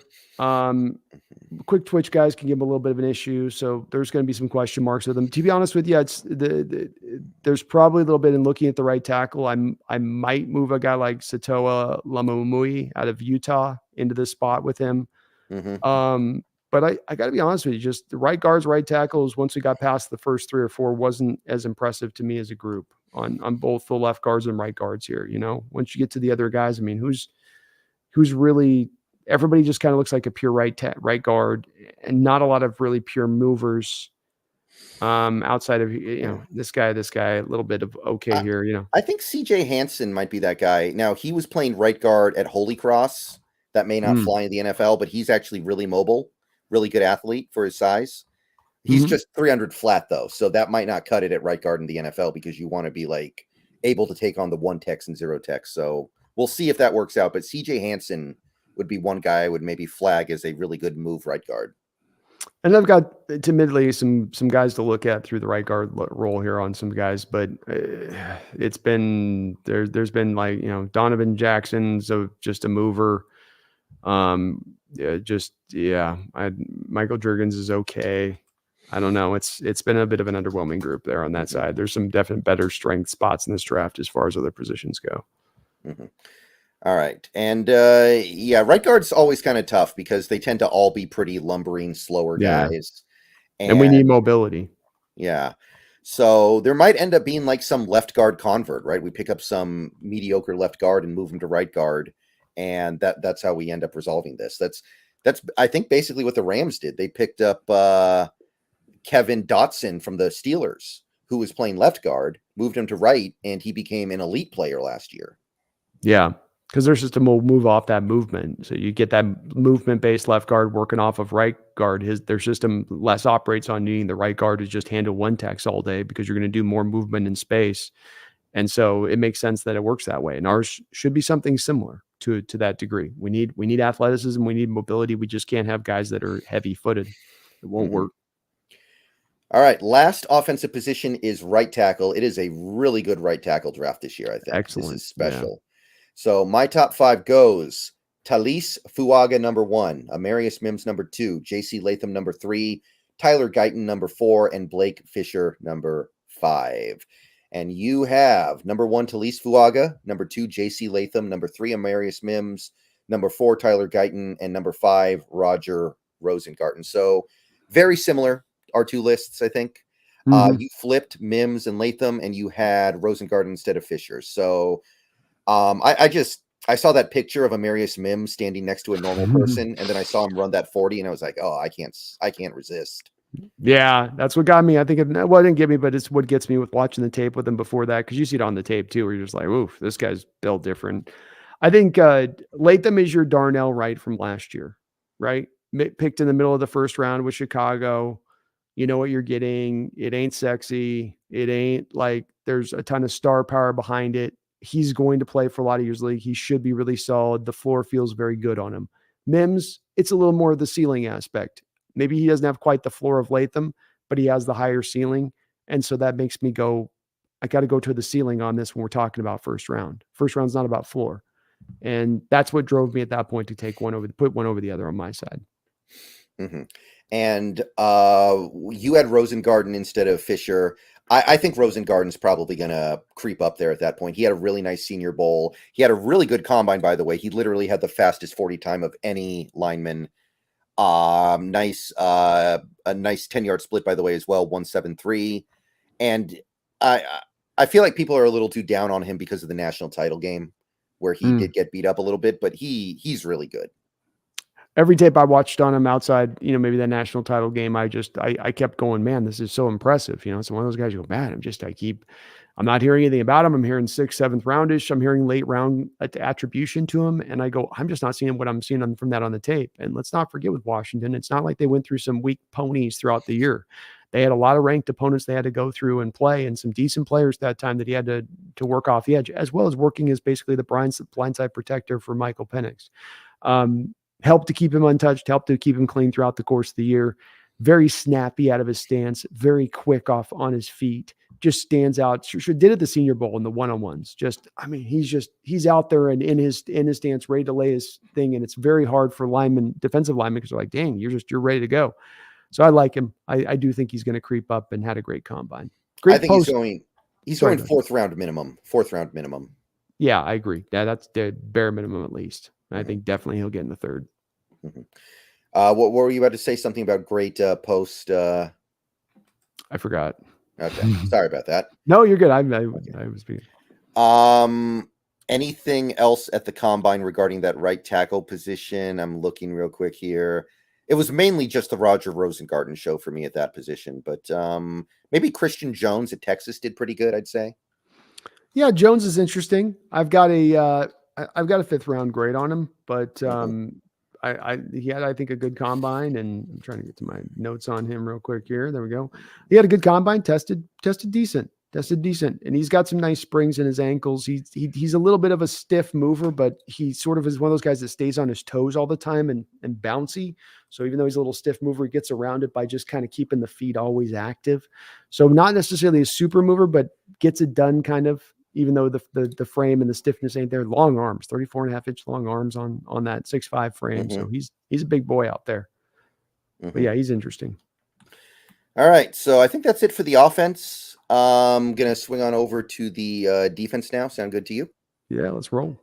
All right. So I decided to separate the defensive linemen out into nose tackles and then like the actual linemen, just to kind of differentiate, because there's a big difference between T'Vondre Sweat and Chris Jenkins, right? Sure. Yeah. So my top 5 nose tackles were T'Vondre Sweat, number 2, McKinley Jackson, number 3, Jordan Jefferson, number 4, Justin Rogers, and number 5, Christian Boyd. Had to dig deep to find those last 2, by the way. It's there are not a lot of big nose tackles out there these days. No, there's not in this draft. Yeah, and you went, let's see here. Number 1, T'Vondre Sweat. Number 2, Tyleik Williams. 3, McKinley Jackson. And 4, Nazir Stackhouse. So it's thin. You couldn't even get to 5. It's tough. But we're both in unison on Sweat. We both think that it wasn't a great combine, but it was an entertaining combine. Let's put it that way. Yeah, it was good enough. And it was going to be depending on his weight, how you valued his 40 time. If he came in 340, you'd love to see him try to break 5 flat. But if he's going 360, then okay. No. Yeah. One day we'll find another 360-pound guy that can just fly. But sounds like Stackhouse went back to college too. So all the Georgia guys are going back to college. Yeah, and I think Tyleik may have as well. I didn't see him on any of the lists. So if that's the case, yeah, my understanding is that he did go back. I didn't see him on the database. And if that's the case, then it's literally just Sweat and McKinley Jackson, who I don't know. I'm not in love with McKinley Jackson. He's just kind of put him there because you had to put somebody there. He had basically the same testing numbers as Sweat at 40 fewer pounds, to give you an idea. It's pretty unexciting after Sweat. I mean, that's the bottom line. It doesn't offer a lot after that point. And yeah, I'm the same way with McKinley. He's on my list, but it's like just because almost there's just no. It's all 3 techs in this draft, really. Yeah, Jordan Jefferson cranked out like 34 reps on the bench, which was by far the most of anybody this year. So I think he might slot in as a pretty decent nose. But yeah, it's luckily it's not a position that you really need to think about all that hard these days. No, definitely not. And hopefully maybe they can find something in free agency if it's not Devondre. Mm-hmm. All right. Defensive ends now. And again, we're thinking about things from a 3-4 perspective. So the defensive ends are like your Leonard Williams and Dre'Mont Jones, not the Uchenna Nwosu, Boye Mafes, right? Right. That's right. Right. Yes. So that being the case, defensive ends, my top 5: Jerzon Newton, Byron Murphy, Chris Jenkins, Braden Fisk, and Rook Orohoror. And your top 5 was Jerzon Newton, Byron Murphy, Tyler Davis, Leonard Taylor, and Mekhi Wingo. So we differentiated a pretty good amount at the end here. So you had Tyler Davis 3. What do you like about Tyler Davis so far? Unique first step quickness, some ability to play between the 1 and the 3 tech. Like how he wins the leverage war. Just think he's I think he's a solid player with upside there in the second round. Really nice rip move.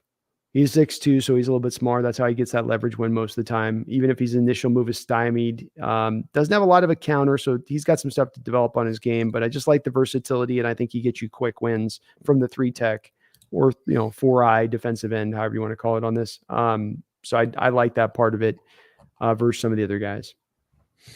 Yeah, and you also had Mekhi Wingo here, which that's an interesting one. I remember we both liked him a lot before the season, and then he barely played this year. I think he got hurt and never came back. But the stuff that we liked is still there. I think you compared him to this might have been the guy you compared to Brandon Mebane before the season started. Yeah, 6 foot 284. So he's probably a little bit lighter than Mebane coming out, but I think that he has a lot of Mebane's initial first step quickness. Another guy a little bit like Tyler Davis, where he's 6 feet tall. So it's a lot of like Mebane did, where he can naturally creates the leverage win with the first step quickness to where he's off the snap before you can get out of your stance as an offensive lineman. And then he's winning leverage up on you because he's 6 foot at the same time. So he gets the early win into the snap, puts offensive linemen into recovery more often than not.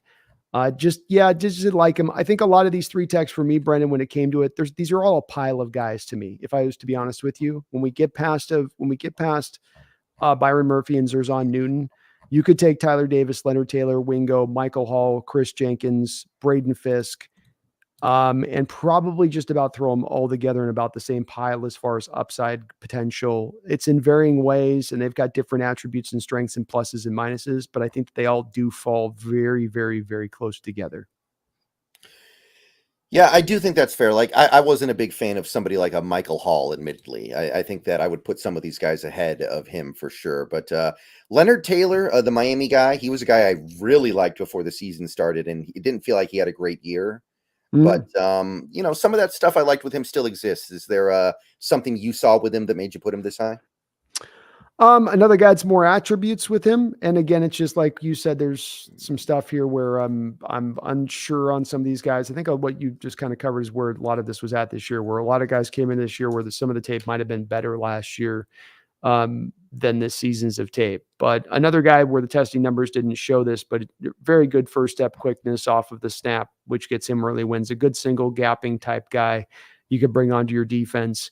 But yeah, there's a little bit of an underwhelming slant on some of these guys coming in here. I mean, this is why we don't, for instance, I don't have one first round grade on one single defensive tackle in this draft. And while I've got a good number on the second and third round grades, even some of that is a little bit of the projectable upside of what they bring from a skill set standpoint versus production actually necessarily is the bottom line. It's a little bit like Mason Smith, right? Mason Smith was that freak show we thought was going to come out this year. Another LSU guy. Didn't come close to the level of play we thought we were going to get out of him. Right. Yeah. And it seems like he's been completely forgotten about now. Like, I don't see nothing about him at this point. Anything combine wise with this crew that impressed you? Like Braden Fisk had the awesome combine, right? Like anything like he goes without saying, kind of. He was awesome. I didn't think that in looking at the combine times, there was many guys, Nelson Caesar out of Houston's kind of an interesting cat a little bit with some of the times he posted, but there was some uninspiring stuff overall, especially from the standpoint of the 10-yard split, Brendan. A lot of like sub 1.8 time 10-yard splits. Marshawn Nealon's an interesting one, I think. We've met with him. Hard to find much tape on Western Michigan. So I watched just kind of one, thing. He's sort of a one-trick pony where he's sort of just trying to tackling dummy you on the bull rush, right? So it's like the tackling dummy where they're stacking it up. And then I'll go over here, and that's his one thing he kind of does. But he's really like a high energy, plays with his hair on fire kind of guy from the how he plays at the position in there as 4-3 kind of end. He can stand up as a spinner inside, got some versatility with him. He tested pretty good, 4.75, 1.66. So he gave you a little bit of that. But I mean, everybody else, Gabe Baylor, 1.72, 10-yard split, 31.5-inch vertical leap. Jaden Crumby, 4.97, 1.69, sub 1.7 to 1.8. Marcus Harris, 1.77, 10-yard split, 30-inch vert. I think that there's just some underwhelming stuff. Even Dwayne Carter, a guy that I've got some slight comps to, like a Jaron Reed. I thought 4.99, 1.72 at 300 pounds. 32-inch vert, just kind of average numbers, not bad numbers, Brendan, but just average numbers. Numbers that don't necessarily, along with what you've seen on the tape with these guys. And in Crumbly's case, Hall's case, Marcus Harris's case, you go, even Dwayne Carter, it's like, well, you give me pass rush, but I don't know if I could trust you in the run. So there's some holes here on some of these guys. There's some question marks, and maybe not where the value will be in this draft to be picking if you're talking about second and third round, even though I've got some second, third round grades on these guys versus other positions. Right. One thing that the combine did this year that I really liked is when they overlay two guys going through the obstacle course at the same time, like they did Braden Fisk and Byron Murphy, I think it was. And you can see how much more fluid Fisk is moving through the dummies that he's like slapping to the side, how much more efficient he is with his movement. I thought that was really cool. I hope they keep doing that going forward. It highlighted how good Fisk was at moving efficiently. Agreed. Yeah, no, definitely. It doesn't lie then when you're going back to back on two prospects, where you can really see it clearly. Yeah. And I mean, Fisk still has the freaking T-Rex arms, 31-inch arms. So I'm not saying I'm in love with him now, but I do think that he's ascended up my board for sure at this point with a performance like that. He's a fun player, man. The tough thing is the arms get him into trouble. And that's the part where you pair it into the tape where the short arms, at times he loses that ability to get his hands on first contact, and first contact's on him, and he can't get his little fingers out there to the chest plate. And he gets swallowed up at times whole. And you can even feel him still giving maximum effort where he's being thrown to the ground, but he's still trying to throw half of his body at the ball carrier. A lot of that. I mean, he gives you everything he's got on the football field, no doubt. And I like him, but I worry about that arm length being a real inhibiting factor for him on the inside. There was one other thing. Oh yeah. Chris Jenkins. Is there something that's kind of pushing you away from him? You didn't have him in your top 5. Is there something you don't like? Don't think he's got much pass rushing upside. What is the value of a 3-tuck run stuffer, Brendan? And no, undoubtedly really good run stuffing, really good. But what's that value? Yeah, that is a problem. I just don't see, when I've gone back and watched tape a couple times, I don't see a lot that he's bringing or supplying as far high effort, high energy, to give you everything. He's got another one of those guys, but just doesn't have any real exceptional moves he brings or plan of attack or an upside I see there as far as some sort of quickness or something he's got that allow him to kind of measure up in that. All right. Linebackers up next. Inside linebackers here. Definitely an area we're going to have to address hard. Maybe multiple picks in this draft, I would say. My top 5 goes Edgerrin Cooper 1, Junior Colson 2, Peyton Wilson 3, Cedric Gray 4, Jeremiah Trotter Jr. 5. And you went number 1, Junior Colson, number 2, Edgerrin Cooper, number 3, Jeremiah Trotter Jr., number 4, Michael Barrett, and number 5, Peyton Wilson. So definitely some overlap, but that 1-2 is tough, man. That Junior Colson, Edgerrin Cooper, that's a tough evaluation for me. Yeah, it's hard. They're both neck and neck, that's for sure.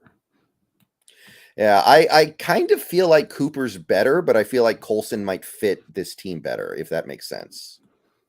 Yeah, I think they're so close, it's it's win by a nose kind of thing. I feel a little bit more safer going to Colson because of the fit. I just also just think he's got something about him and the way he goes about his business that stands out to me, and it wins me over. He's also been starting since basically freshman year.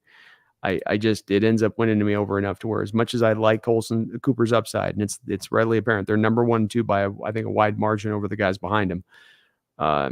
Just too good and going back and watching Colson, just too good. Right. So Trotter was a tough one to evaluate for me. I did end up putting him at 5. I noticed that you seem to have put him up at 3 here. So did Trotter impress you down the stretch of the season? Because I remember we both kind of thought that the start of the season for him was underwhelming. Yeah, I was. I think he's turned it around a little bit as the year went along. He made some plays in coverage. He still ended up, I think, rounding out the season as far as the tackling numbers go. His testing numbers were nice at the combine with the short shuttle, but short shows off some of that bounce and lateral abilities. The 7.133 cone, which is, I think, pretty good as well for a guy at 230. He came in at 230 and 6 feet. I was worried about him, Brendon, coming in at 5'10" and 225, 220. 230 is still a little bit light, but at least at that 6 foot size, 31.5-inch arms, he got those things were my worries coming in the combine, and he checked that off for me. I think as a player, he's got natural ability and instincts out on the football field. He should slide in, be able to start for you, and be able to be a solid player for you. I don't think he's got star potential, but solid starter level potential that you get late second round. Yes. Yeah, and I want to say that I know Cedric Gray didn't test great, but I think he tested good enough for me to still consider him to be covetable in this draft. Yeah. There was some concern he was going to run like a 4.7. He ran like a 4.63, I want to say. It's the 4.64. 159. The 159 is the important one, right? Yeah. That's because on him, what he does best is it's like his zone drops are what sets him apart from almost any linebacker in this draft. His ability to get from here to there really quickly and take away a real fast route. And it's to a specific spot in the zone because he's got a nice feel. And that's that quickness of the 159 you'll feel when he wants to get to here to there, he can do it. And that's what you need in linebackers, is that little bit of that juice like that. Mm-hmm. So outside of the top guys, did anybody kill the combine at the linebacker position for you? I got a couple names. Okay. Start out. I mean, I don't want to say kill it, but impressed me. First guy, a guy we met with, Trevin Wallace, the Kentucky guy. He ran fast. He jumped well. Overall, it was a really good combine. Started looking into him a little bit, and I was mostly impressed with what I saw. The 1.62 10-yard split is a little concerning, but overall, I think he made some money. And I would also go with a guy who I watched basically every snap of him play over the last several years, Edufan Ulofoshio, who I was not really viewing as a draftable guy, but he came in at 236 pounds running a 4.56 40. I think that's going to cut it. So Ulofoshio might be a late round option here that I could get behind. I don't think he's a late round option with those testing numbers, my guy. Go look at Dayon Henley and where he went last year and the testing numbers he went up and put up against Edufan, and you're looking at very similar numbers across the board. So historically speaking, this guy goes in the 3rd round, late 3rd round, but he's going to go in the 3rd round. Yeah, that is an ascension because I didn't think he was going to get drafted, and then he had that combine. And I'm like, wait a minute. He's been playing for many years there, UW, and starting for many years. So this isn't a flash in the pan guy that just gives you 1 year of production. I know that the injuries are somewhat of a problematic thing, and we'll see if medicals knock him down. But as you said about the size numbers, 6'1", 32 7/8, and almost 33-inch long arms, and 159 10-yard split. These are really good numbers. These aren't just decent like, no, these are really, really good numbers for the position. I think he's going to ascend into that spot of things when it's all said and done. Yeah. Also might throw Curtis Jacobs out there. It feels like every year Penn State has these players that just slaughter the combine despite not looking that good in college. Like Micah Parsons has become so much more than he was in college. Theo Johnson looks like he's going to be like that. I thought Curtis Jacobs is kind of in that vein too. 159 10-yard split there. And he was not that great of a player in college too. He was somebody I kept an eye on and was just waiting to be impressed by. So maybe he's up there too. Yeah, I agree. I haven't looked at a lot of his tape, but he tested well. All right. And anything else? Nope. I think Peyton Wilson got himself back in with the short arms, got himself overcome on the short arms a little bit. He's definitely going side 3, and he might have pushed himself into 2 with what he did. 4-4-3, Yeah. 1-5-4, 10-yard split. Mm-hmm. Yeah, and one thing I want to say about the short arm thing, because I said the short arm thing a few weeks ago, and a few people would say things like, well, Luke Kuechly had 31-inch arms or something like that. And it's like, one thing that I want to say about that is, we know some people manage to overcome it. That doesn't change the fact that it's something to be overcome. Mm-hmm. Yeah, well, and it's also that NFL teams don't draft inside 3 rounds guys that have short arms. I mean, you can get mad at us about it, but it's also the way the NFL teams operate. You have 30.5-inch arms. There's 3 guys in the last 20 years that have been selected in the first 3 rounds at the middle linebacker position that have that size of arms. So it's also, we got to be students of history on this a little bit too. And the NFL has a little bit of a predilection leaning against it. All right, so now we're going to do edge rushers. Again, another position I don't think the Seahawks are going to attack very aggressively, but it's a pretty nice crop, nevertheless. Fun to watch, fun to keep an eye on here. Mm-hmm. I think ours are almost identical, by the way. There was a lot of synergy here. I went with Dallas Turner 1, Leatu Latu 2, Jared Verse 3, Chop Robinson 4, Darius Robinson 5. And you went Dallas Turner 1, Jared Verse 2, Latu 3, Chop Robinson 4, Darius Robinson 5. So the only difference we had was we switched Verse and Latu, which admittedly I'd change my mind on that one every damn day anyway. So that's what that's the draft process, Brendon. Mm-hmm. Yeah, but I feel like that combine made Dallas Turner clearly the best defender in this draft for me. Yeah, I did too as well. He's a well-rounded player. He's not up at Will Anderson's kind of place where Will was coming out of the same program last year, but they've got some similarities in their build and their style, and they play stronger than their build. But he's locked in at this point. The Hawks have met with him, so he is a possible guy in play if you think about that meeting with it, and a guy that I think if you look through the draft, Brendon, as far as the likelihood of the way this draft plays out at the front of it, especially if 5 quarterbacks happen to get taken inside of our picks. Really good chance that from a value standpoint, you might end up with Dallas Turner as your value guy sitting there at 16. Yeah, and I'll have zero complaints if Dallas Turner's there at 16 and we take him. I mean, you get the number 1 edge in the draft at 16. I know it's going to be a riot in my chat, by the way. I can tell you that now. It's going to be a riot, but the dude is just way too good. I agree. But this is the value based. When you go value, this is what happens sometimes. You end up in that road, and people will be mad about it, but that's what value-based drafting will get you. And it's for the betterment of the team at the end of the day. Just got to trust in that. Trust the process. Mm-hmm. So Chop Robinson was interesting. He had the killer 40 time and 10-yard split. His jumps were pretty good, but he's got those 32.5-inch arms. It's not great. Like everything else was money, but his arms are like 6th percentile. What do you think of Chop? Because there's been a lot of discourse about him the last couple weeks. He's Will McDonald.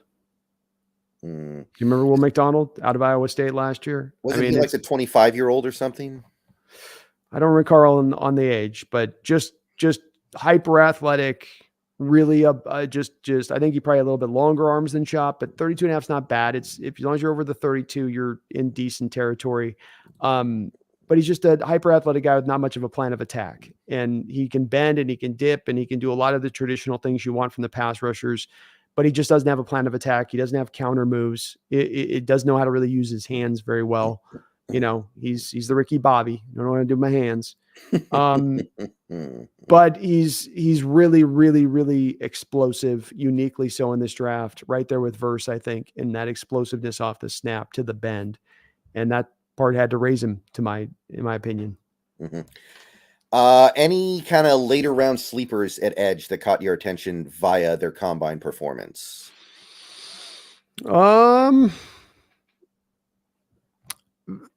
got him up higher on my list right now, but a guy like a Javon Solomon, I know he didn't have he had an okay combine, I think. But he's a guy that's kind of been as a maybe a late round guy. Eventually you kind of take a look at a little bit. I know he didn't have the great 10-yard split, but guy that might dip down a little bit, that on tape's got some sort of Uchenna Nwosu vibes that I get off of him, a little bit. We're talking about edge, right? Yeah. Sure. Another guy from Troy, right? He's the Troy guy. Yeah, he's the Troy guy, kind of the smaller school guy there. Another guy that I haven't had a chance to look at the tape, but there's actually two guys that I'm have as my next guys I'm looking to get on the tape to check out who posted some interesting times. That's Miles Cole first at Texas Tech. Mm-hmm. At 6'6", 278, almost 37-inch long arms. Ooh. 37-inch long arms, running a 4.67. And I kind of look at it, Brendon, I'm like, how does the guy last year with the same kind of build, same kind of times, I know he put up a couple more sacks maybe, that guy goes top 10. This guy's being looked at as kind of a back end guy, kind of giving you the same dimensions, right? From who was that guy last year that went? And it's like, it's kind of, and then remember the guy at Texas Tech that went to the Raiders? You're not Tyree? Yeah. Was it Tyree Wilson? Yeah. Tyree Wilson. Kind of some similar metrics of Tyree a little bit, but he's fun. And then Mohamed Kamara at Colorado State, 6'1", 248, did a 1.58 10-yard split, 23 reps on the bench in addition. So gave you a little bit of power with the explosiveness. Another guy that I'm looking forward to taking a look at his tape and seeing what he might have to provide coming off the combine. Yeah. I took note of Cedric Johnson, the Mississippi guy, could kind of following in the footsteps of Sam Williams, maybe. I think he might end up going in a similar area of the draft potentially. He had a really nice combine, 38-inch vert, 10-foot 2-inch broad, 25 bench press reps as an edge player, 260, so might not be a great fit for the 3-4, but I think he's good. And he also had Jalix Hunt. He was somebody the Seahawks met with, 34.5-inch arms, 252 pounds, 4.64, 1.6 10-yard split. Not superstar numbers, of course, but I was pretty impressed with his athleticism as well. Mm-hmm. Mm-hmm. Cedric's an interesting guy. He's generated 73 pressures in the last 3 years, 16 sacks. So some pretty good production for him. He's a little bit of a labored get off. Doesn't have kind of the twitchiness you might look for, but can't find the tape on Jalix. He's a small, tiny, itty bitty school. So just no tape available. One of the players' moms holding a camcorder in the stands. Exactly. Yeah. It's an iPhone camera that's not zoomed in. Mm-hmm. Yeah. Sometimes that's the best you can do, though. I remember trying to find a Derek Young footage a few years ago. Oh, yeah. It gets tough. I remember, yeah. Denor Lenore, we always had that highlight video, that wonderful, wonderful highlight video. Board Skylar, thank you for the $9.99 super chat. Turner or Bowers, in the highly unlikely case they are both available. Thanks for the content. Always look forward to you two having a conversation. All right. So Turner or Bowers if they're both there. Bowers. I agree. I think Bowers is the better player. Bowers is one of my board Skylar. He's one of my blue chip players in the draft. While Turner is, I think at this point, the best edge in the draft and has solidified himself in that way, he's not a blue chip prospect. And for me, blue chip is the difference between blue chip or a guy you're taking in the first round who's still a highly talented to me is one guy's got star potential. One guy can be an all pro potential. The other guy can be an upper level starter in this league potential. Those are my two caveats between the two. So I would go to Bowers. To me, Bowers is a top 5 player in this draft. I don't understand why he falls to 16 if he does. He just didn't come in at the 6'4.5", 6'5", 265 doing what he did. He did it at 6'3", and it's got people like worried. But I agree with you. I'm in the same place you are with it, where I think that it's some of these evaluations. I think just guys get too much time on their hands to pick things apart. It's like it's easy at first. You just see it, you know it. Nope, I got this read. I know what this guy is. And then you get longer and longer in the process and you pick away. But I don't know how you can look at the other tight ends in this draft and look at Bowers and not see, first, even the other tight ends we've seen through the last few years and see the difference in what he brings to the table in the field. I don't think there's ever been a tight end prospect like Bowers. I think he might be the best ever.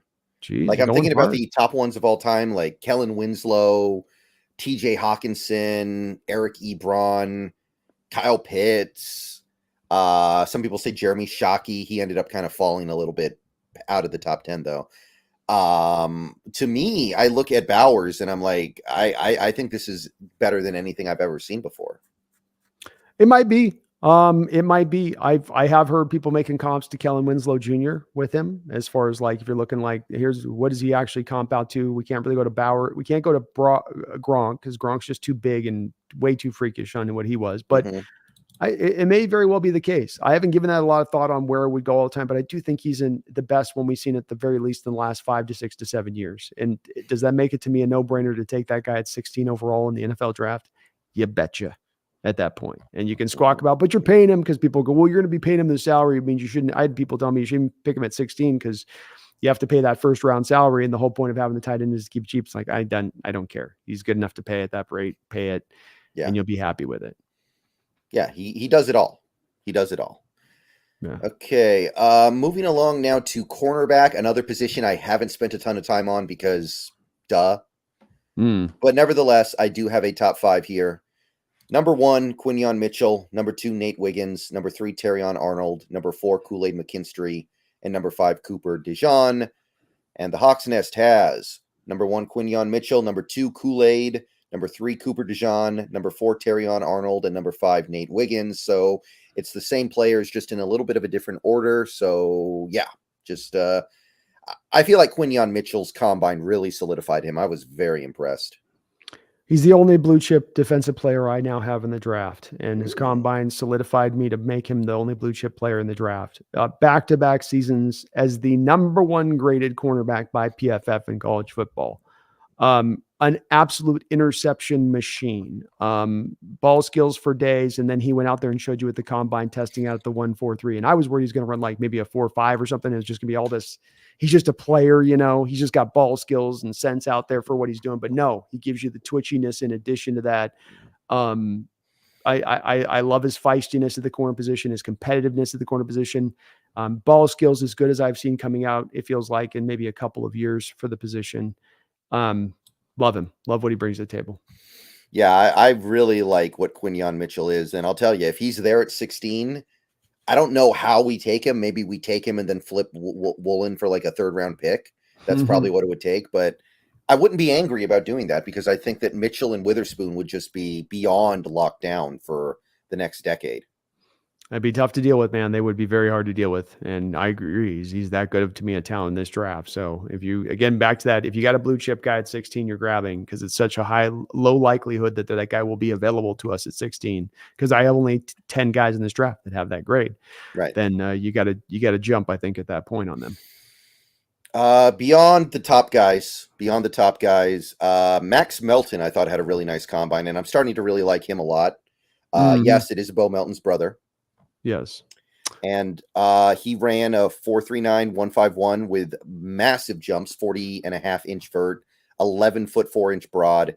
Dude's a crazy good athlete. And I think he's kind of solidified himself as I don't want to say day 2 pick, but I think he'll get close. I think he's a late day 2 pick at this point. He's a late 3rd round pick to me. But I'll admit there wasn't a lot of Rutgers defense. I could only find like a couple games on Rutgers defense to do much of an evaluation on him. Yeah, that is a little bit tough sometimes. Any combine standouts to you beyond the top guys at corner? No, I think to the bad side, Kalen King probably dropped himself out of 4.61. He did get the 1.54, but he's put himself into that 5th round range. Just a lot of good, solid times, I think, in this combine. 4.5 guys where they were in that 4.4 range of things, but just you feel pretty good about what they were bringing from the, your Cam Hart types to your Josh Newtons to your Kyrie Jacksons. It's a lot of good value here in the 3rd or 4th round. Chaw Smith-Wade out of Washington State, I thought had a pretty good combine with his 4.54, 1.55, and he's got really good tape in addition to that coming out of WSU. Ennis Rakestraw, he's a guy that I comp out to a former UW Marcus Peters. So another guy, 4.51, 1.54, 10-yard split, smaller, thinner corner like Peters was, just super competitive and feisty. He's got that kind of nature to him. Another guy like Peters, where best is an off coverage guy who just kind of attacks off coverage, not a press guy, but in that other way of things. So Dwight McGlothern, 4.47, 1.5, 10-yard split. Oh, yeah. Second highest rated corner by PFF last year, just a pure cover corner with ball skills, but a little bit of shorter arms at 6'2", only 30.5-inch long arms. So there's some pretty good performances across the board corner-wise. We got a very deep cornerback draft here. Very deep. It is. Draft. Feels like every draft lately is deep on corners. It does. Yeah. This one's been definitely And if I might say, there's been some people out there that are trying to talk about this draft like it's not a strong draft. I got to say, I disagree with it. It may not have star power to it, but it does have a lot of deepness to it, a lot of good value within it. I do think it's top heavy. I think that would be fair to say. Through the first 3.5 rounds, I'd say that's a fair thing, but it's a good 3.5 rounds. Mm-hmm. One other guy that I would shout out would be Mike Sanritzel from Michigan. I probably mispronounced his last name, but he's the former wide receiver. The combine wasn't stellar, although he did jump 40 inches and go 10-11 on his broad. His 20-yard shuttle was really good too, 4.01. But he was a guy who's like very cerebral back there. Washington receivers were talking about how Sanritzel was like calling out routes before the play and constantly ruining what they were trying to do in the national title game. So he's a guy who might be pretty interesting as a more late round, maybe late day 2, early day 3 guy for his cerebral elements as a corner. I do like him a lot. I have him in the 4th round right now as far as my set. He is a pure slot guy. So and he's got a little bit of the Quandre Diggs kind of build to him at 5'9", 182. So it's in that kind of same mode. We're quick and he'll chop guys down, but he can't come up there and grab you and play. He's got to kind of get underneath you to take you down. But he's a playmaker for the position, Brendon. And I think if you're getting the best slot specialist in this draft, you want to talk about that. Who's the best slot specialist? Here's your guy. This is your best one. But I don't think that he's going to be able to provide you safety upside because he's going to be too small to do that. Right. That makes sense. He is like 5'8" or something. There are some issues there for sure, but very intriguing player from a cerebral standpoint, I think. Back-to-back solid years of production too. So you know what you're getting with him. And yeah, almost 11 feet on for 5'9", jumping 11 feet off the broad. That shows you 401 on the shuttle. He's got legitimate short area quickness and explosiveness. I mean, that's absolute. He was playing receiver until 2 years ago, I think, too. So he could get better easily. I could see it. I do think he's limited to the slot, though. All right. Just one area left. It's safety. And I did divide things up into free safety and strong safety. But one thing to keep in mind for the audience, it doesn't really matter in this defense. Both guys are going to be asked to do similar things. It's just kind of a way to separate the list out rather than, the free safety has to do this and the strong safety has to do that. It doesn't matter so much anymore. So that being said, strong safety, I went number 1, Tyler Nubbin, number 2, Bew Braid, number 3, James Williams, number 4, Jaden Hicks, number 5, Ketan Oladapo. And the Hawks Nest went Tyler Nubbin, 1, James Williams, 2, Ketan Oladapo, 3, Jaden Hicks, 4, Malik Mustafa, 5. Braid went back to school, by the way. Oh, dang. Oh. That breaks my heart. At least you're getting clipped by these too. All right, then I don't know. Bump over the guy who doesn't believe in space. There you go. He jumped 12 feet. He did a 12-foot broad jump. Who was that? The guy who doesn't believe in planets. I think his name was Taylor Demerson. Wait a minute. Let me try to get the name right here. I don't want to besmirch somebody for not believing in outer space and then get it wrong. Oh, Tyler Owens. Oh, there we go. I was gonna say, man, not my Demerson. I have him as I just moved Demerson in my 5th free safety today, so I was like, not him. No. Yeah. So yeah, we both love Nubbin. I think Nubbin is a 1st-round pick. I would be totally cool trading back into the back end of the 1st and getting him. Yes. Mm-hmm.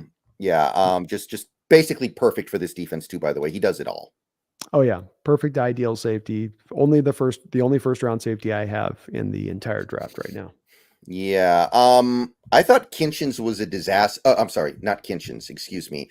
I thought that James Williams at the combine, they're teammates. That's why I got them confused. James Williams, I mean, it's going to be tough for him to fit into this defense. He is such a Cam Chancellor type. Him running a 4.65 40. I know it makes sense because he's heavier. He's 231. He's literally a linebacker. But that's going to be tough in this defense, don't you think? I think at the end of the day, it's a bit of a guess, but I think he eventually gets moved to linebacker when it's all said and done. Yes. I still think that if you're taking him in the 2nd round as a linebacker, Well, just look at his times versus the other linebackers we have in this draft. Look at the size of him versus the other linebackers in this draft. It's like, um, it'd be perfectly fine for what he's bringing at that point, those numbers and where he's at. But I do think that that's probably where you eventually do it. There's probably some multifaceted stuff though there too. Could he play the Hamilton role? Maybe. Safeties don't have to be terribly fast. The 1.59 10-yard split is the part that I think will help him out for a guy that, will do a lot of short area stuff. But 30-inch vert, 9.9 broad. There's some other lack of explosives there. It's just that 1.59 is the only thing you got to really lean on. Right. Oladapo is a guy I feel like people are sleeping on right now. He's pretty low down in these big boards, like 6th round or so. I agree. Feels like he's better than that, doesn't it? I just really liked his tape a lot. 293 snaps out of the box, 278 snaps out of the slot, 174 snaps at free safety. So absolutely used all over the place at the college level. Loved his run fits. Maybe not a ton of ball skills there with him, but it gets you a couple picks. Just a good overall solid player to me. Maybe not a lot of sizzle, but just a solid down the line. Mm-hmm. And the one sleeper I had here would actually be another Husky, Dominic Hampton. He tested surprisingly well. This was another guy that I didn't think was draftable, but he's got good size to him. He's got good arm length. He ran a 4.51. He jumped well. It's I don't know. A lot of these Huskies impressed me at this combine. Didn't catch him much on my replay of him too much, but he's a guy on my list to take a look at for sure. Very interested in Hampton, what he brings. Yeah, it was a very interesting combine for the Huskies. Like, you had Braylon Trice doing whatever that was, which I don't even know if I'd take him in the 2nd round now. I don't know. That was ugly. I bumped him down 2nd, but he's dipping at this point. You know what I mean? He's dipping. It's, yeah. You knew there was going to be a struggle with him testing. You knew he was not going to be, but it didn't give you quite as much of the legitimate numbers as right. You'd like. Mm-hmm. And I think that's about it for strong safety. So free safety is the last position. Mm-hmm. And I went number 1, Kalen Bullock, number 2, Javon Bullard, number 3, Cameron Kinchins, number 4, Sione Vaki, and 5, Josh Proctor. And you had, let's see here, Cameron Kinchins 1, Kalen Bullock 2, Javon Bullard 3, Malachi Moore 4, and Sione Vaki 5. So a little bit of difference here, but not radically so. I felt like that combine was kind of a disaster for Kinchins, didn't you? It wasn't great, but you know what I went back and did is the guy that he reminds me of, and it's one that you struggle to give him as a comp necessarily, is the Ed Reed comp, Brendon. And so I was like, well, I mean, maybe he's really far off where Ed Reed was on his testing numbers and what he brought. But if you go put them side by side, their numbers are startlingly the same, on top of the fact that their tape matches up to each other. And I walk away from that kind of scratching and going, man, this is where I got to trust my eval of the tape then. I mean, if Ed Reed could go out there and do what he did, not necessarily testing through the roof, and I would have thought Ed Reed was like a 4.4 guy or something when he came out, right? Like he was just, because that's what he felt like on the field. But no, he didn't actually give you those kind of numbers. And so with Kitchens, he is a do-it-all player. He gives you ball skills. He gives you a willingness to come up and be hit. You're probably going to have to be one of those guys you tell him to back off a little bit because he's just so violent with it, so willing to put his nose in there and make it happen. But I love his overall skill set. 2nd round guy that I have on him for it, but really good player. What got you putting Bullard up so high on your line? And I like Bullard, but yeah, I put Bullard up so I have him at 2, you have him at 3, but right. I just felt more like Kinchins fell rather than Bullard went up, but I like Bullard's versatility. He did all kinds of stuff for that Georgia defense. I think he'll be a good fit in this defense. I was impressed with his ball skills. So there is a lot of stuff I like about Bullard, but more than anything, I felt like Kinchins just fell. And I think Bullock is versatile enough to play in this defense as well. I don't know how you feel about that. Some people were calling him kind of like a pure free safety. I don't feel like that's necessarily the book on him yet.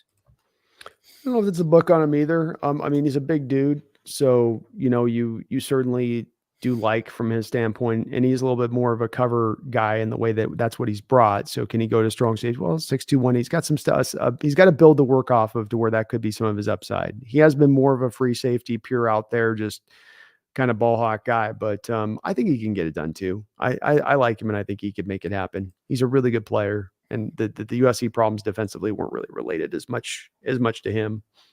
Mm-hmm. And let's see here. There was one guy we both left off of here who tested well. Neither of us had Cole Bishop, who had a really nice combine until they measured his arms. So where are you with Cole Bishop right now? I did have a chance to scout him. Cole Bishop is a 4th round graded guy for me. He's a box safety, credited last year by PFF as having more snaps at the free safety position.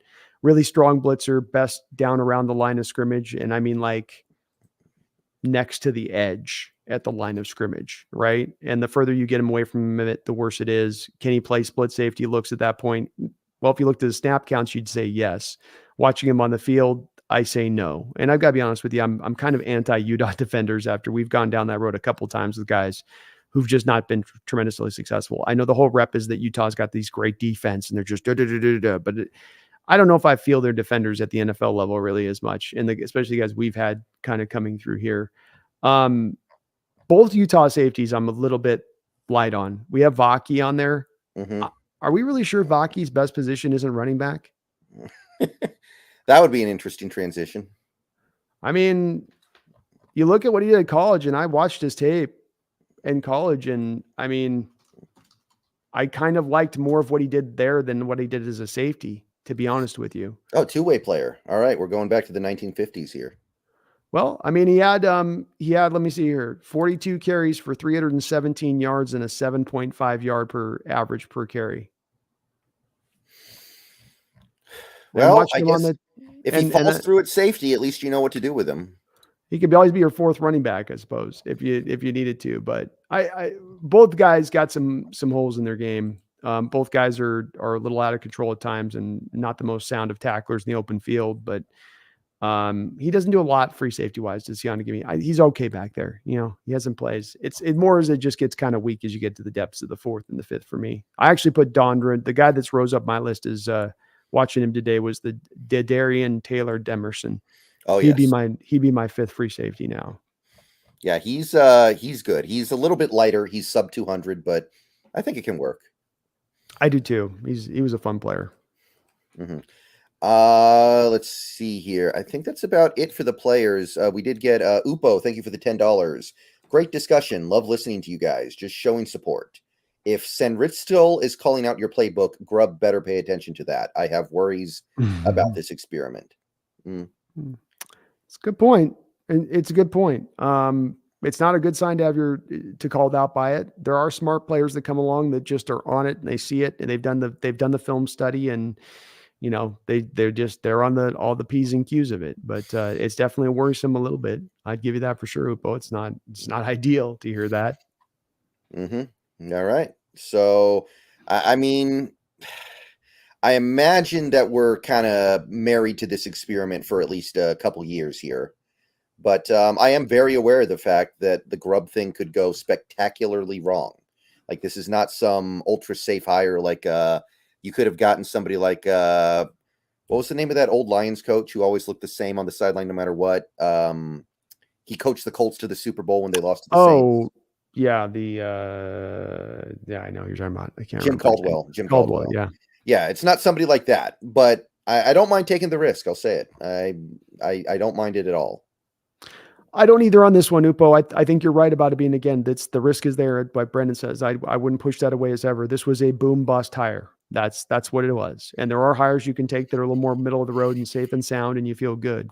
I'd even offer, Brendon said 2 years. I think you can do it by 1 year. If it's 1 year in, you got players calling out the plays and he's over his head and over his skis, then, you know, that's then you move off from a year and you get a new guy in. I mean, that's coordinators you're not married to. So, but I think it will work fine. That was one game. There's a lot of other games where he was absolutely prolific, both at Fresno State and at University of Washington.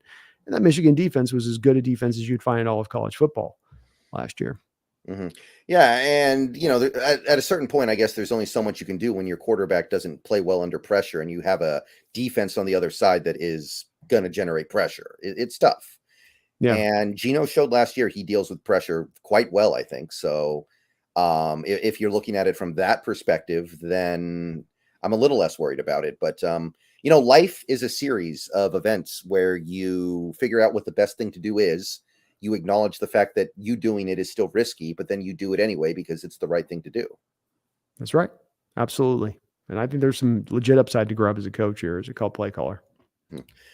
All right, so I think that's it for the show tonight. I think that's we got through everything we wanted to do. We've laid down a foundation for draft stuff. We talked about the combine. I think we're feeling pretty good about our level of preparedness going into the 2024 NFL draft. So thank you for coming out tonight, Brandon. My pleasure, brother. Mm-hmm. Thank you to everybody who came out to the stream tonight. It was great audience, great crowd tonight. We will be doing this again next week. We're going to do it a few days into free agency. So by the time we meet again, we'll have a much better idea of what the team is going to look like for 2024. I'm going to be doing like all day streams all week next week. Awesome. For free agency. Let's go. I'm sure you're going to be streaming some during free agency as well. I will be doing some as well. So let's get it. All right. So definitely check both of it out. I will be on Twitch later tonight. We are doing things a little bit differently tonight. We're doing anime watch along night, pick up from episode 7 of Neon Genesis Evangelion. And if that sounds interesting to you, show up and we will be back. We will be back in, I think, 5 days. We're going to do it Thursday, right? We'll do it Thursday unless something pops up. If we get something breaking news, we'll jump on it. I think all the news to break has been broken pretty much at this point. I don't think there's a lot else to squeeze out, but you never know. You never know.